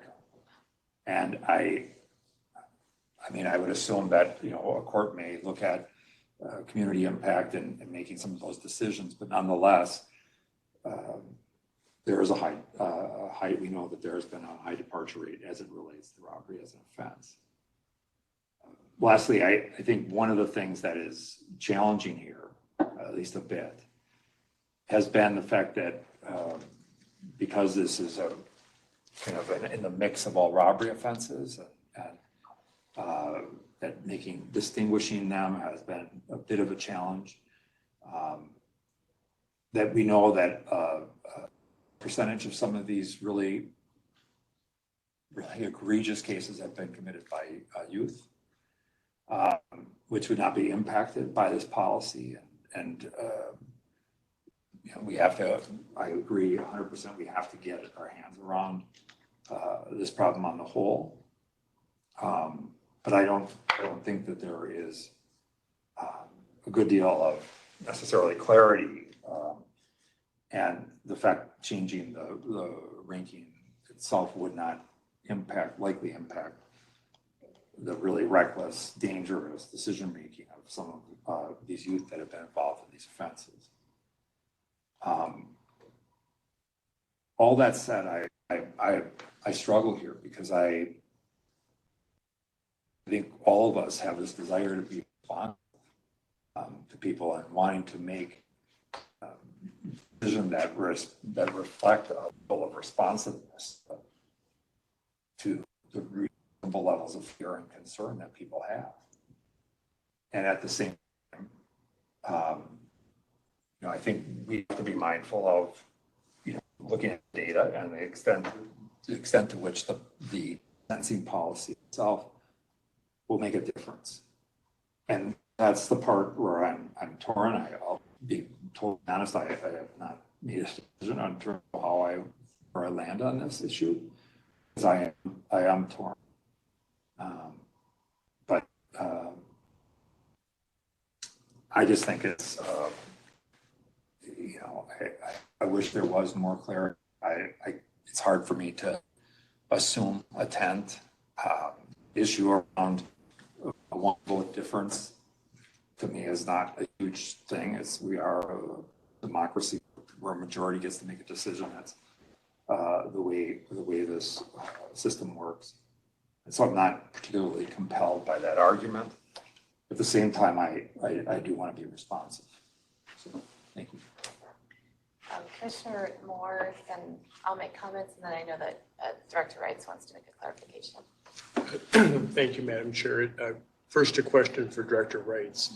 Director Wrights, with the departure rate information that you submitted to us, I noted the age category discussion. There were a number of cases with offenders of under the age of 18, and I would assume that those are juveniles who were certified to stand trial in adult court for the offenses. Otherwise, the guidelines wouldn't have applied. Would that be a fair statement?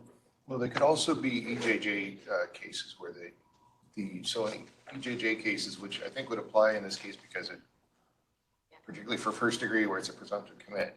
So you'd get an EJJ sentence, you get basically a juvenile disposition and an adult sentence. And then if you're revoked on the juvenile side, you end up getting the adult sentence imposed.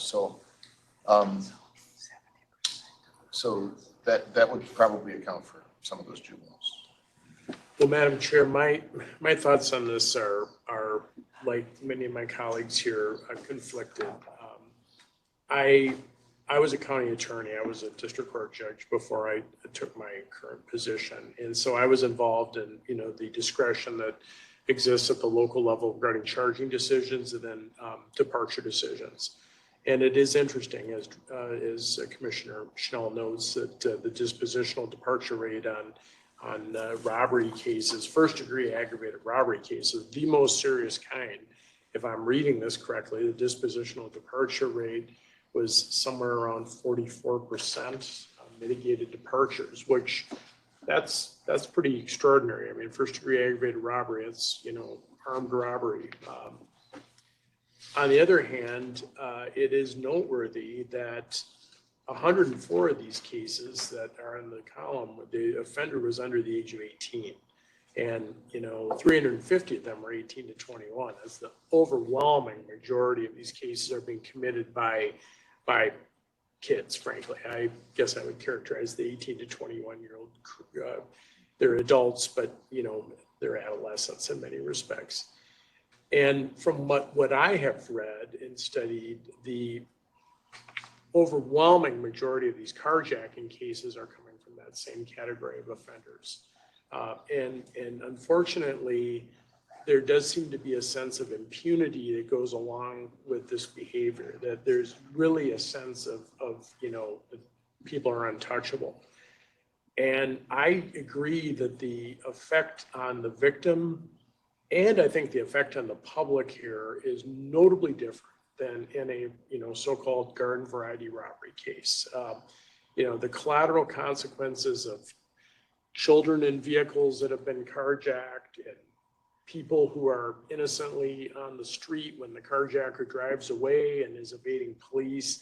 And there's just a lot of collateral consequences here that I think make this crime different than a routine robbery. On the other hand, I'm guessing the public that commented would like to see, frankly, most carjackers receive a presumptive prison sentence. And even with this proposal that Judge Larkin is making here, the presumptive prison sentence would only apply, as I understand it, Judge Larkin, to the first degree case. So there'd be some balance still there, but the public would still have to understand that the second degree and third degree carjacking cases, unless there's criminal history involved, would receive presumptively probation unless there was a reason for a departure there. So I do think Judge Larkin's proposal has balance to it. And I agree with the fundamental point here that the legislature did send us a message here. And Senator Latz's comments about the question about deterrence and whether the penalty differences that were being discussed in the House or in the Senate actually were enough to cause a deterrent effect. And his comment was, I guess that discussion will be for a different place. I guess I agree that place is here.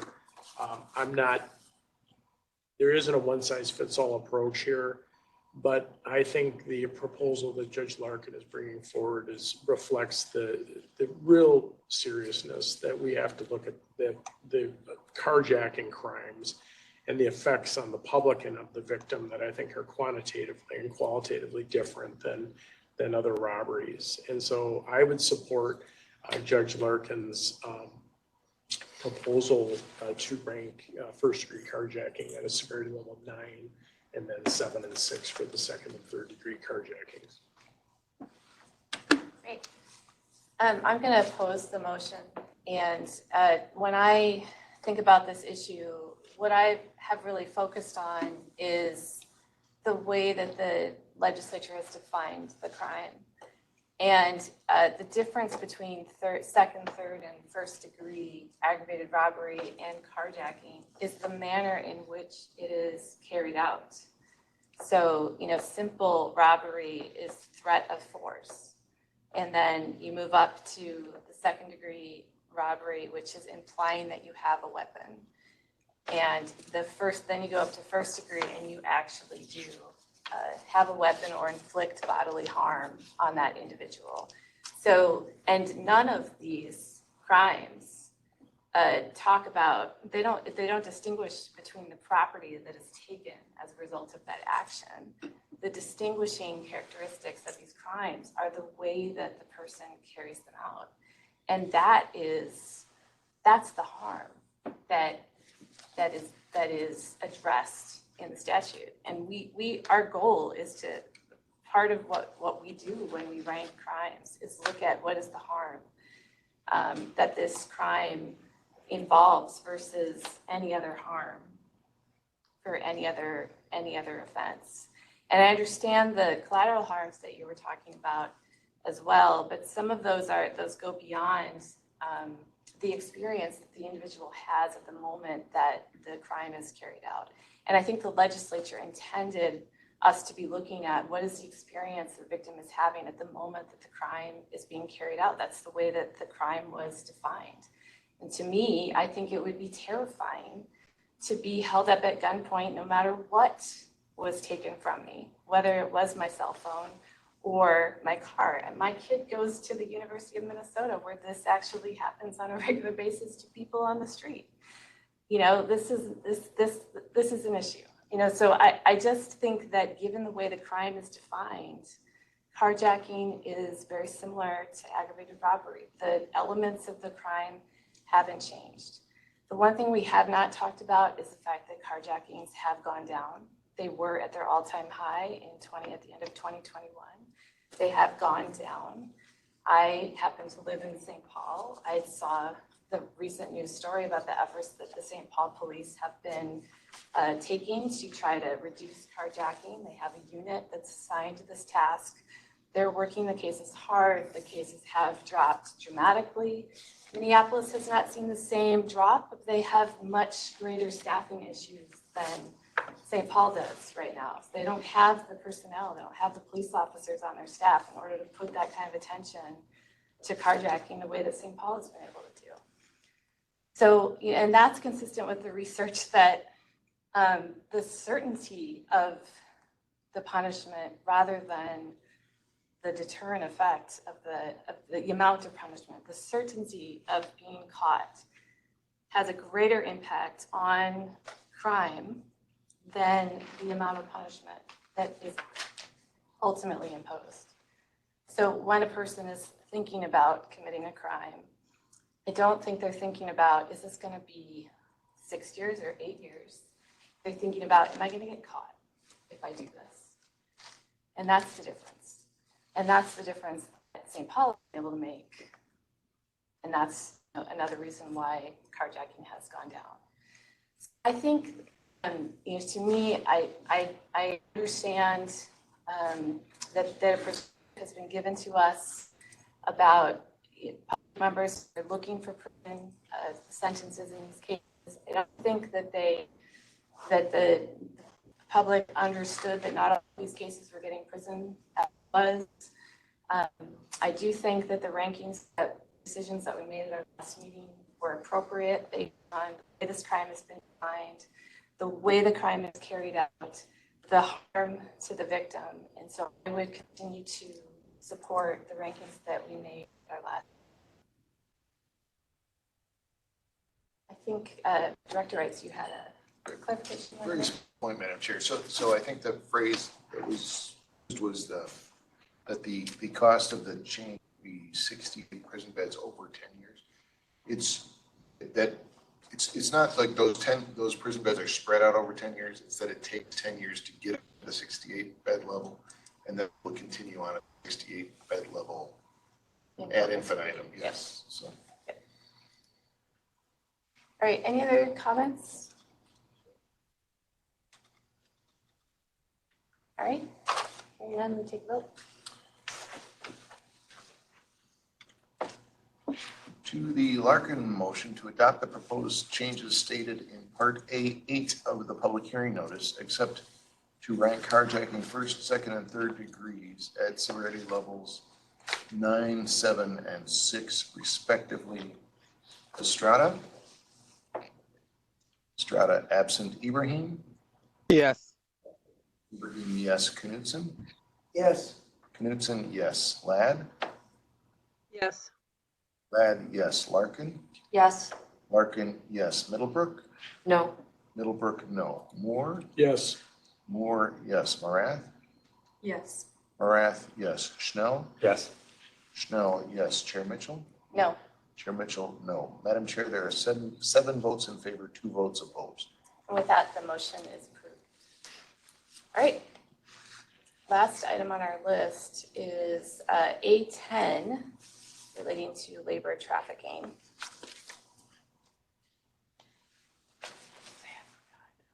And for that one, we received some public comment at the last meeting that I thought we should just talk about today because the comment was from the Human Rights Watch. Now I'm like forgetting. I'm sorry. Advocates for Human Rights. Advocates for Human Rights. They gave us some very interesting clarification about labor trafficking resulting in death and bodily harm. And I think that when we talked about it last month, we really were focused in on the vulnerability of the individuals who were being labor trafficked, and we struggled with the rankings of some of these higher level offenses in conjunction, when we compared them to, other offenses of assault in the first degree, murder in the second degree, those other offenses. So I thought that some of the clarification that we got at the public hearing was really interesting, basically saying, if those events happen, charge it. But that the type of the type of act that they were after with some of these descriptors were, situations where an individual was labor trafficked and a wall fell on them. So that's resulting in great bodily harm, but they're precluded from getting medical help. So that's different than the type of intent that was involved in, for instance, assault in the first degree. So their advice was that we may have ranked these offenses too high. So I thought we should talk about that today and see if that changed our mind in any way. Commissioner Middlebrook? Thank you, Madam Chair. I also kind of looked a little bit closer at some of these, and I was listened to what the advocates talked about. I felt like we probably did rank them too high. So I would make a motion to change those rankings back to the staff recommendations, which is what the Advocates for Human Rights, what that group was testifying at the public. Commissioner Middlebrook makes that motion and Commissioner Schnell seconds. Do we have any discussion on that motion? Just a point of clarification, Madam Chair. Yeah. So is this to adopt everything else consistent with item A10? And I ask that because the Advocates for Human Rights also talked about listing the severity level 7 labor trafficking in the severe violent offense list, or not listing it, I should say. Currently, the current proposal would list that offense there. And the reason I'm asking is just how to word the motion. Is the motion to accept A10 except for those, the top two rankings being 9 and 10, 9 and 8 instead of 10 and 9? Commissioner I'm Middlebrook. So that's a very confusing No. way. Thank you, Madam Chair. I think I followed you, what you were saying. I guess I would just to clarify my motion, I would, yes, reduce the top two from 10 to 9 and 9 to 8 as recommended by staff originally. But I also would agree with those advocates from the Human Rights Department that the severity level 7 and 6 should not be on the severe violent offender list. That's also what they had testified about.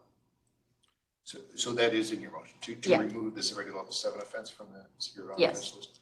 And then does this second, I'm sorry, that's your job, Commissioner Madam Schnell. Chair. Yeah, Commissioner Schnell. I do you support that, accept yeah. Okay. Thank you. Thank Discussion, you for allowing me to Commissioner clarify Larkin. that.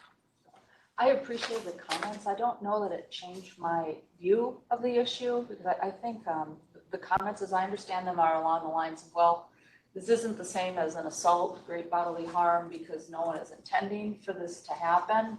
But I recall the reasoning for the majority's position at the last meeting being, well, yes, but you put the victim in the position where this could happen to the victim. The victim doesn't want to be there working with a wall to fall on him and to be in a position where he doesn't get medical attention.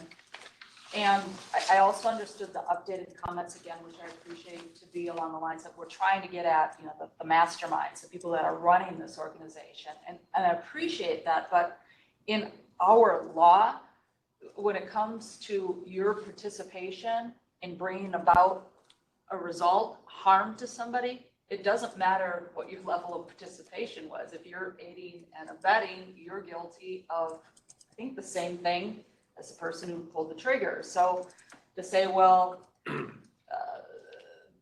the guy who forced the victim to come to work at this location and then took the victim away before the victim could receive medical attention is not the mastermind of this whole operation.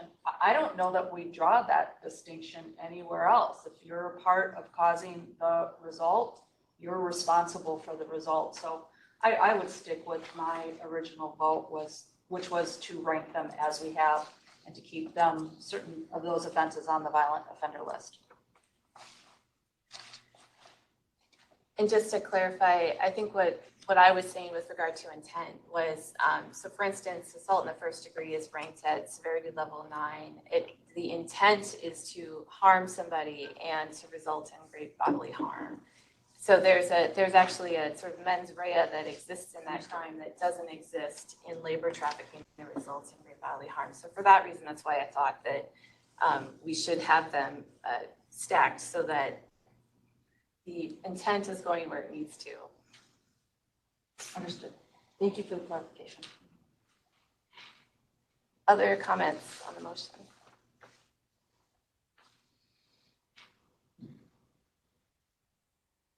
Okay. So vote on.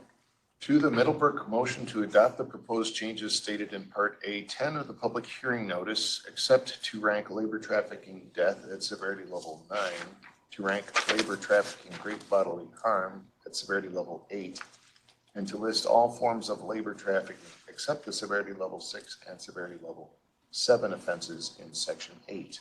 Estrada? Estrada absent. Ibrahim? No. Ibrahim, no. Knudsen? Yes. Knudsen, yes. Ladd? No. Ladd, no. Larkin? No. Larkin, no. Middlebrook?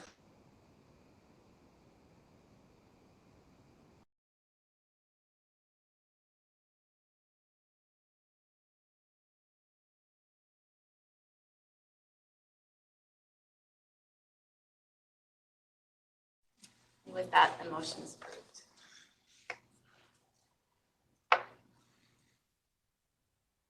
Madam Chair, right. I lost feed. I apologize. I don't know if it was just me or anybody else. I didn't hear the rest of the votes after Commissioner Larkin. I didn't Go either. ahead. Director Wright, do you want to recount that? Madam Chair, the votes were Estrada absent, Ibrahim, no. Knudsen, yes. Ladd, no. Larkin, no. Middlebrook, yes. Moore, no. Morath, yes. Schnell, yes. Chair Mitchell, yes. 5 votes in favor, 4 votes opposed. Okay, so I think that takes us through number 5 on the agenda, which was all of the A and B materials. And I think we are down.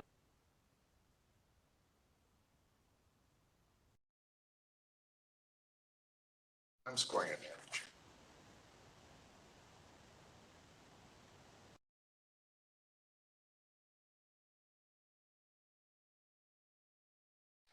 Sorry, I'll let Director Wright go through that. Madam Chair, so if we could be working off of the document that's dated July 25th, there was an earlier document that was floating around there, and I think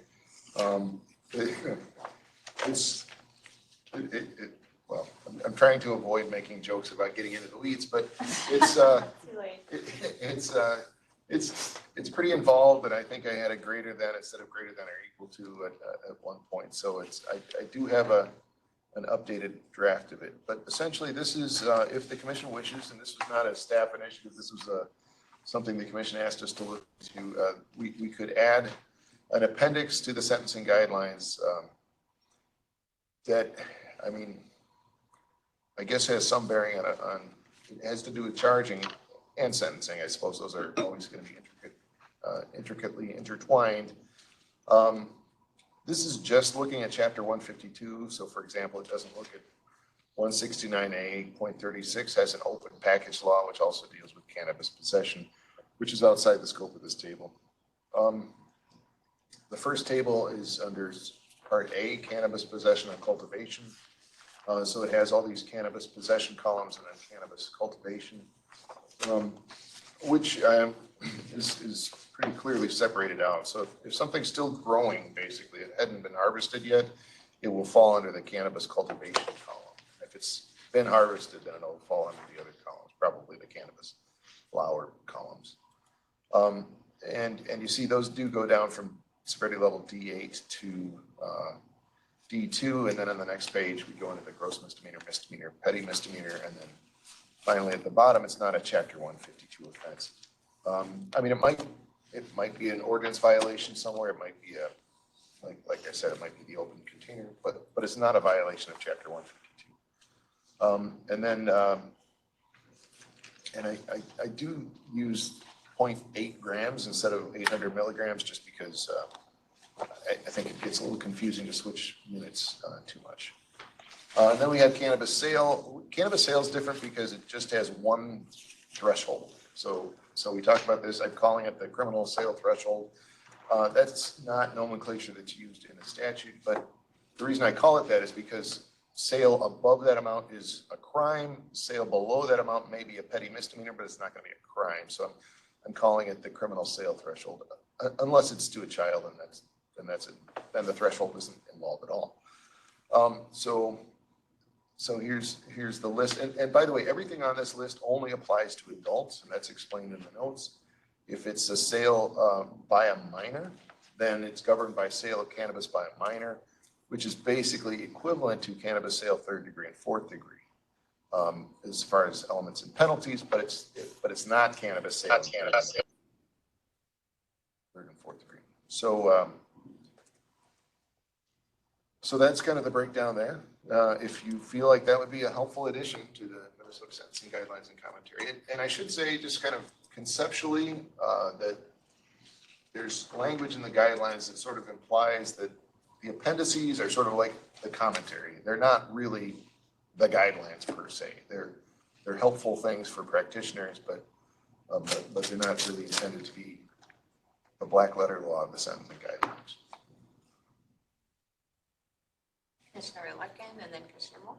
I was just going to add that having been in San Francisco the weekend before last for the last great Dead and Co shows, I feel like I'm now an expert on the public use of marijuana.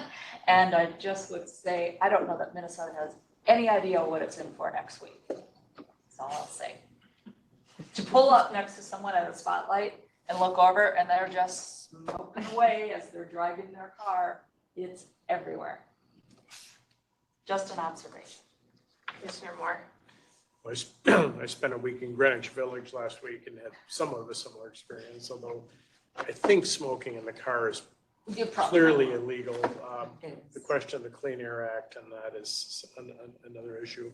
I just wanted to compliment staff for the work on this. I think I had suggested this or maybe prompted this unrequested work assignment. And I think as a practitioner or as a district court judge, I think this could be helpful. Obviously, it's an appendix.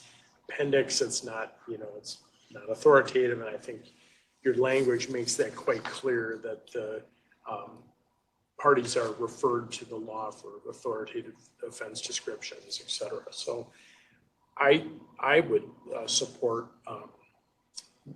adopting this as Appendix 5 to our guidelines. I think this has merit.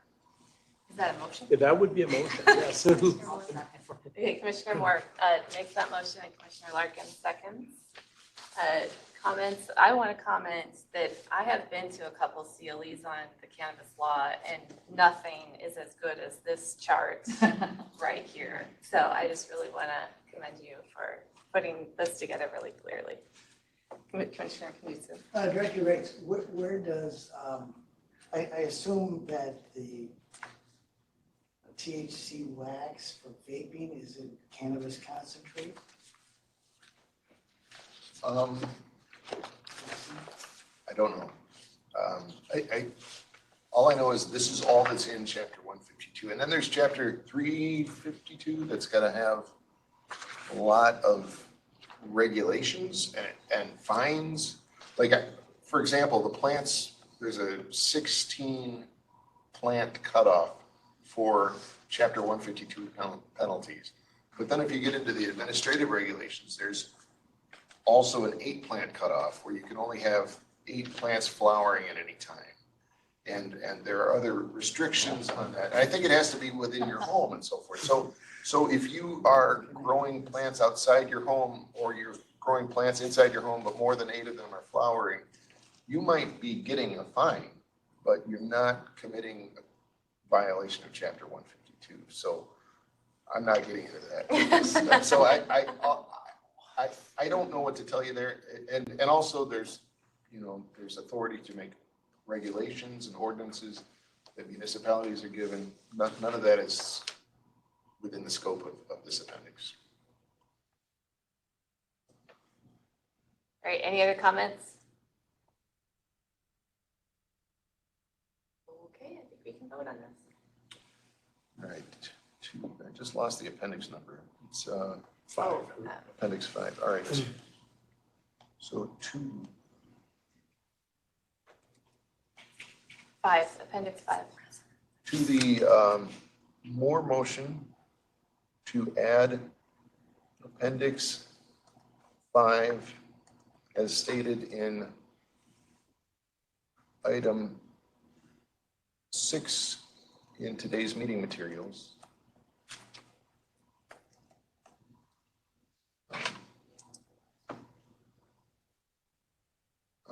And I should say appendix 5, comma, cannabis threshold tables. Just so we know what we're talking about. All right, so I'll restate that. To the Moore motion to add appendix 5, cannabis threshold tables, as stated in item 6 of today's meeting materials. Estrada absent. Ibrahim? Yes. Ibrahim, yes. Knutson? Yes, Knutson, yes. Ladd? Yes. Ladd, yes. Larkin? Yes. Larkin, yes. Middlebrook? Yes. Middlebrook, yes. Moore? Yes. Moore, yes. Marath? Yes. Marath, yes. Schnell? Yes. Schnell, yes. Chair Mitchell? Yes, Chair Mitchell, yes. Madam Chair, there are 9 votes in favor, no votes opposed. with that, that motion is approved unanimously. All right, so item 7 is other session laws of interest to the commission. Thanks, Madam Chair. And this is leftovers from the last meeting we didn't have time to get to. And I'm just going to share the document. I'm not going to go over the whole document with you at this time, but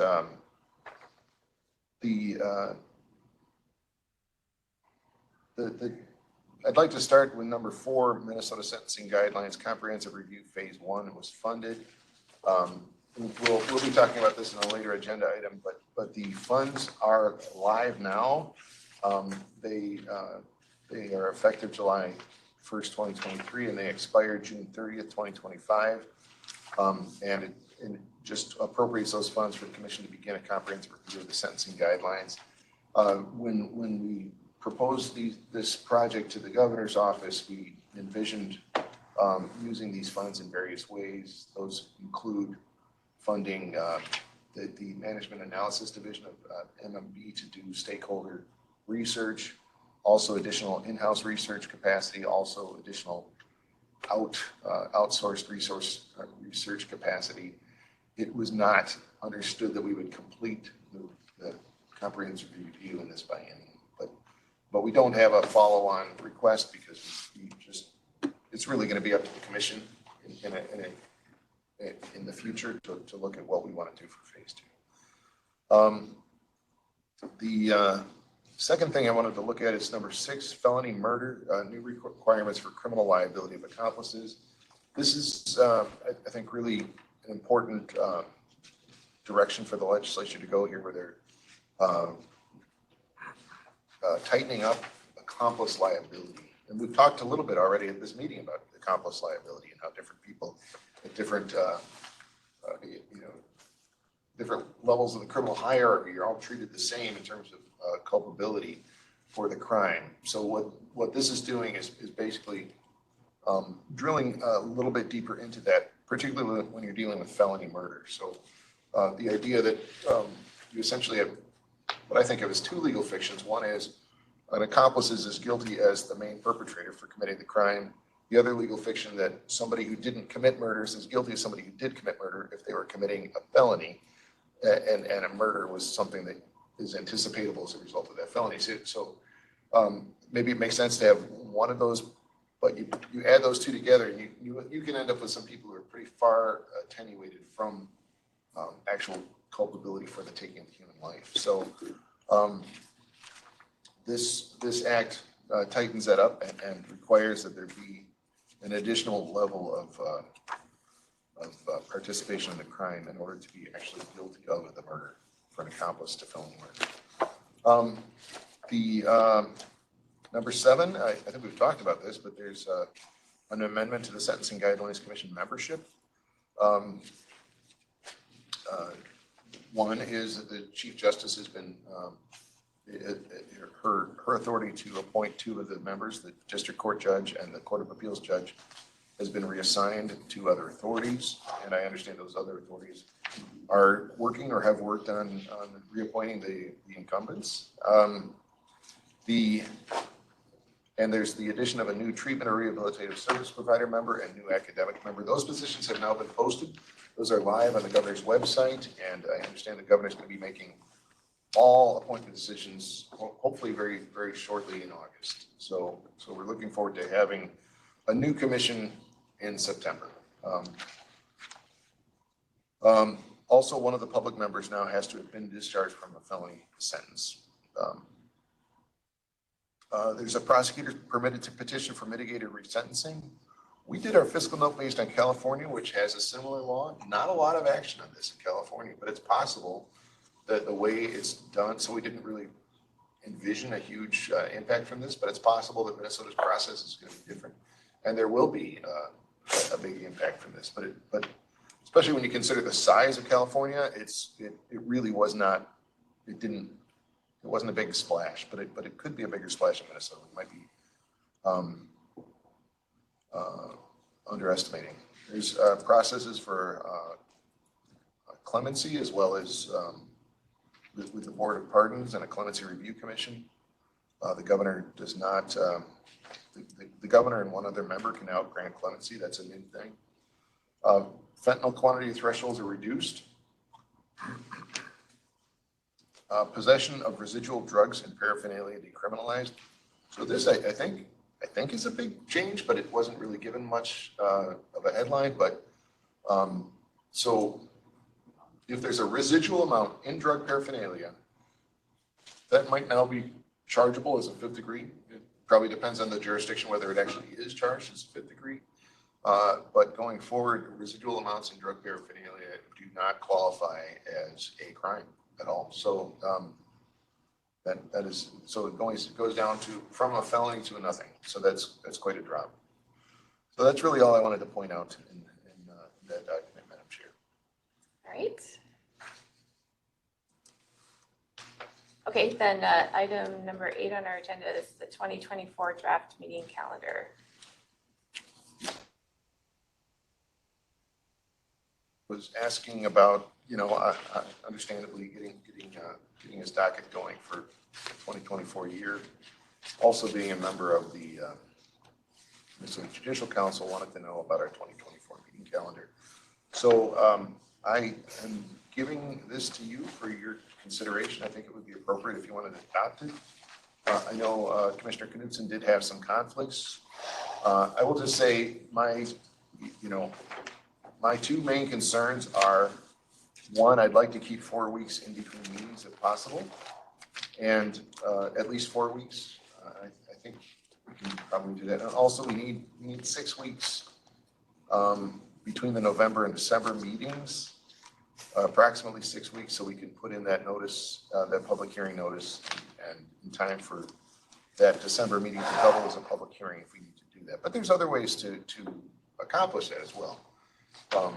If we want to look at it in a different way. So we could either adopt this calendar as is or adopt it with modifications if the commission wants to accommodate people's schedules. Does anybody have any comments on the proposed calendar? Commissioner Knudsen. Well, I think it's a great improvement rather than some of the things we did before, the second Thursday after the first Saturday. Not knowing, I think it's more consistent. I really appreciate the work the staff put in trying to figure this out and put it together. Well, just that 3 of them fall on judicial council days, but we can work on that. Is Judicial Council the first Thursday of the month? Well, Oh, that's also different, okay. Yeah. Yeah. It's usually the third. Oh, and some of them that's are right. the second, Okay, Thursdays, so. uh-huh. I suggested a lunar calendar, but nobody wanted to. Yeah, so is there anything are there any changes that you want to suggest? I mean, this far out. Not really. Okay. The guidelines, we're tied into the process and the public hearings. And so, to try to work around that creates more problems. Well, Madam Chair and Commissioner Knudsen, was one of the days that you had a conflict March 14th? Yes. Because I think we could move March 14th to March 7th and we still have, what I'd like is, I kind of need 4 weeks between meetings. So if we moved, just because there's 5 Thursdays in February that year, if we moved the 14th to the 7th, we'd still have 4 weeks in between the February and March meetings. So I'd be fine with that. From staff's point of view, we wouldn't have a problem moving it to March 7th. Yeah, why was it the 14th? Just the second Thursday. But all the others are it is the second, it just looks Yeah. weird, okay. Yeah. Okay, all right, so would that work for everybody else? Anyone have any conflicts there? Okay, so we could move the 14th to the 7th in March. That takes care of one. And then do you normally meet all day or in the morning? I can't remember. Oh, it was the first time judicial council like 10 years ago or something like that. It was 2 full days. Yeah. Thursday, every Thursday all day, every Friday almost all day.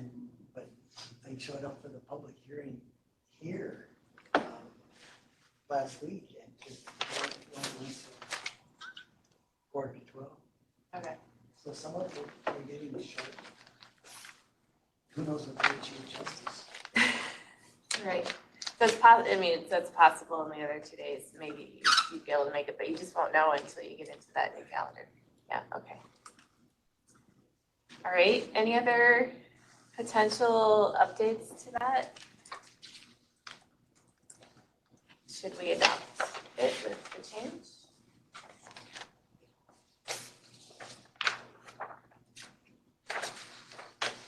Well, Madam Chair, I would move adoption of the calendar with the modification of the March meeting from March 14th to March 7th. Okay, so we have a motion to adopt the calendar with the change of March 14th to March 7th. Do we have a second? Second. Second. Larkin. All right, any other discussion? Hearing none, we can take a vote. To the Knudsen motion to adopt the 2024 meeting calendar as presented with the change of March 14th instead of March 7th. Estrada? Estrada absent. Ibrahim? Yes. Ibrahim, yes. Knudsen? Yes. Knudsen, yes. Ladd? Yes. Ladd, yes. Larkin? Yes. Larkin, yes. Middlebrook? Yes. Middlebrook, yes. Moore? Yes. Moore, yes. Marath? Yes. Marath, yes. Schnell? Yes. Schnell, yes. Chair Mitchell? Yes. Chair Mitchell, yes. Madam Chair, there are 9 votes in favor, no votes opposed. Okay, with that, the meeting calendar is approved. And then the next item we have is preview of the comprehensive review. But I think I don't think it's much of a preview at this stage. Well, we did, the chair and I did have a meeting with the folks from MAD, the aforementioned Management Analysis Division, who we're hoping to do our stakeholder engagement. I'm glad they're there, to be quite frank, because it's not in our wheelhouse to do stakeholder engagement, but it is in their wheelhouse. So what the process basically, as I understand it, is they're going to be basically writing up a proposal for us. They understand what our budget is, so they're kind of going to be working within that, what we can get for that price, basically. They're going to be coming up with a proposal for us. They're going to be assembling a team for us. And then what I'd like to see happening is at our next meeting, which I assume is going to be our September meeting. I don't know if we're going to have anything special in August, Madam Chair, but of course, that depends on when the governor appoints new members too, but I'm hoping we have a new commission in September, and we can have Matt come and talk to us about what stakeholder engagement would look like. Yep, and I mean, that's essentially, that's where we are right now, and we will talk more about the whole thing in the next few months. Just a reminder to everybody, there's sort of the stakeholder engagement side, and then there's also a quantitative analysis side that our staff is going to lead, but the staff is hiring right now, so we are not anywhere close to talking about that side of the equation yet. So MAD will kick off our discussion about how the comprehensive review will go by talking about getting input from us and giving us some decision points about how to engage stakeholders in the process. All right. And there's no reason to have an August meeting this year, as far as I can tell. Not on our calendar right now, so I just want to make that clear. We normally take it off because that's NASC as well. Number 10 is Executive Director's Report. Thank you, Madam Chair. I have 4 items to report. First, the 2023 edition of the Minnesota Sentencing Guidelines and Commentary will be published next week with all the changes that you adopted today, but also with all the changes that you previously adopted and that we reported to the legislature. One of those changes had to do with ranking sex trafficking. We just recently identified a technical error in the chapter and verse of some of those sex trafficking offenses. It's different in 5A and 5B, and those really are supposed to match. So we are just going to fix that. That will be corrected. So it'll be a little bit different from what was submitted to the legislature, but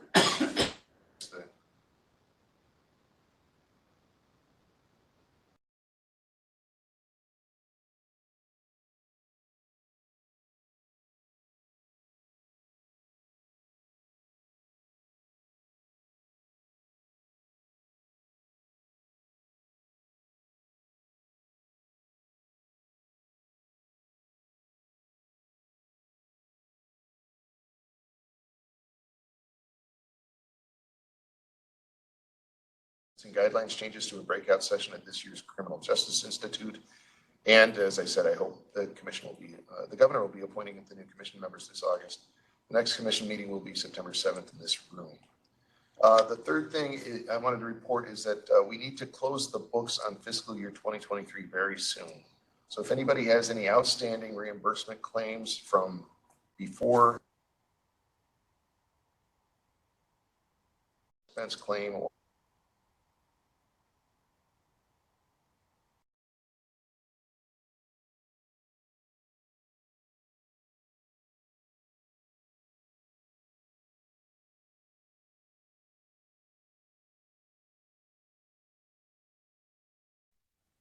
we lose the room?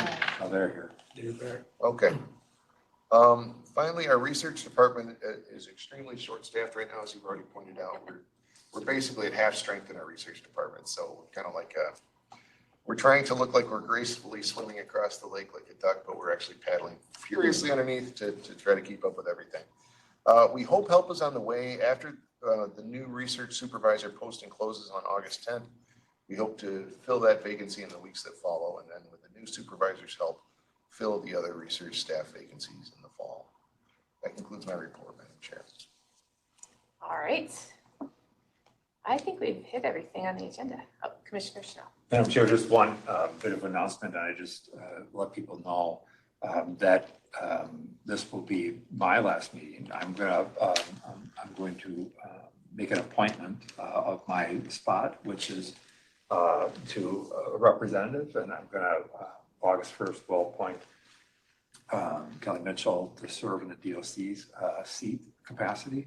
So I just want to thank people for the opportunity. It's been an incredible learning experience, and I will now have the joy of watching from a distance, maybe coming downstairs and heckling a little bit, but I just am appreciative of the work that happens here. These are not easy decisions, and I'm grateful people are willing to do it. So I'm just appreciative of that. So you signal at least that that decision is made. So we'll be notifying the Secretary of State of that appointment, because that would with the DOCs and go from there. And you're gonna have to make a guest appearance because you Yes. didn't get to properly recognize your service on the commission. Not necessary. It's been a joy, just the joy of this experience. We say kinder things about people who show up to the meetings than in absentia, so you might want to come. Yeah, that's true. Commissioner Larkin. Do we still get to use this room? 100%. There's no excuse for not making a special guest. I think my new boss is gonna let me, say we can still use this. We'll make it happen. We'll make it happen. All right, anything else? Any other? All right, then I think we have to move on to public comment. And move on. Oh, yeah. Thank you. So, members of the public listening remotely, there are no members of the public here in the room today. Members of the public listening remotely, it looks like you're all on by computer rather than by phone, or by cell phone, or some kind of digital device that should allow you to raise your hand. So if you could please raise your hand if you'd like to make a public comment, please do so. And if staff could just raise their hands to indicate that they can raise their hands, I'd appreciate that. Okay, so I'm seeing 2 members of the public raising their hands. All right. So I'm going to begin by unmuting Matt Majowski. All right, Mr. Majowski, what would you like to tell the Sentencing Guidelines Commission? Thank you, Madam Chair, committee members, commission members, Dr. Wrights and MSG staff. I wasn't necessarily going to make a comment today, but since my public comment was mentioned, I felt obligated to, or wanted to respond by thanking you for listening to my public comment and addressing it. Thank you very much. I think the wording that you have made in the commentary will help explain the situation.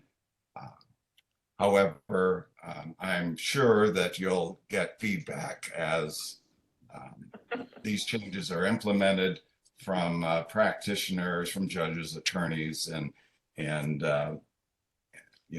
wanting to maybe challenge, how out-of-state felonies are being depicted, are being ranked. However, that's something that we'll just have to deal with over time, as many other changes and guidelines we've had to deal with and adjust over time. I also wanted to commend you for the cannabis appendix. We love charts like this. It will help us greatly, and especially in making correlations with out-of-state offenses.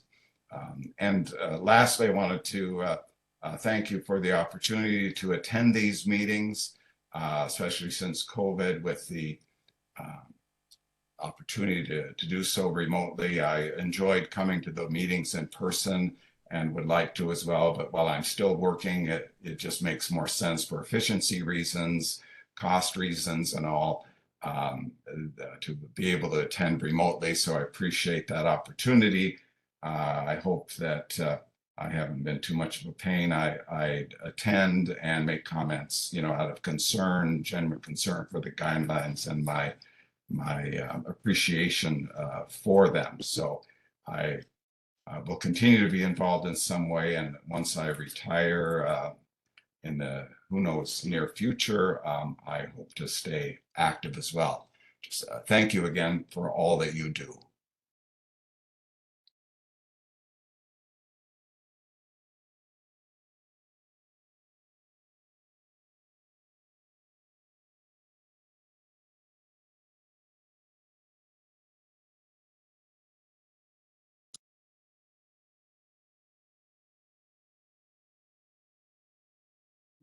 Thank you. Thank you, Mr. Majowski, for your public comments. We've lost the room feed, so most of the commissioners were not able to hear the final comments you made.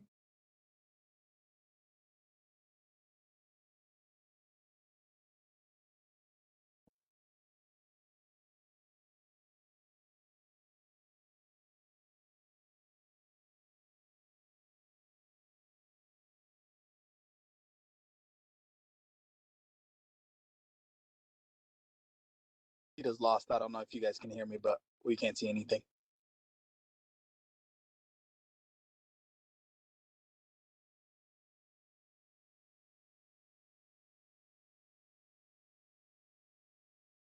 I can hear you, Officer Ibrahim. I think they're working on the room feed. All right, so members of the public, we seem to have some problems with the room feed right now. So I'm speaking to you from my computer. Mr. Majowski, I'm going to unmute you again for just a moment and see if you can. Can you just confirm that you can hear me? I can hear you. Yes. Oh, I don't have my, yeah, okay. Let's turn on my speakers. I can hear you. All right, Mr. Majowski, try that again. Can you hear me? Yes, I can hear you. Why is it? Oh, because I'm going through the.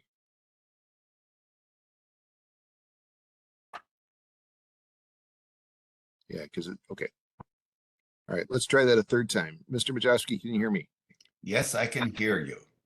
Okay, I can hear you now on my laptop. It's pretty quiet. But I think if we're all quiet, we can hear you. I think we heard most of your comments, Mr. Majowski. Was there anything else you wanted to say?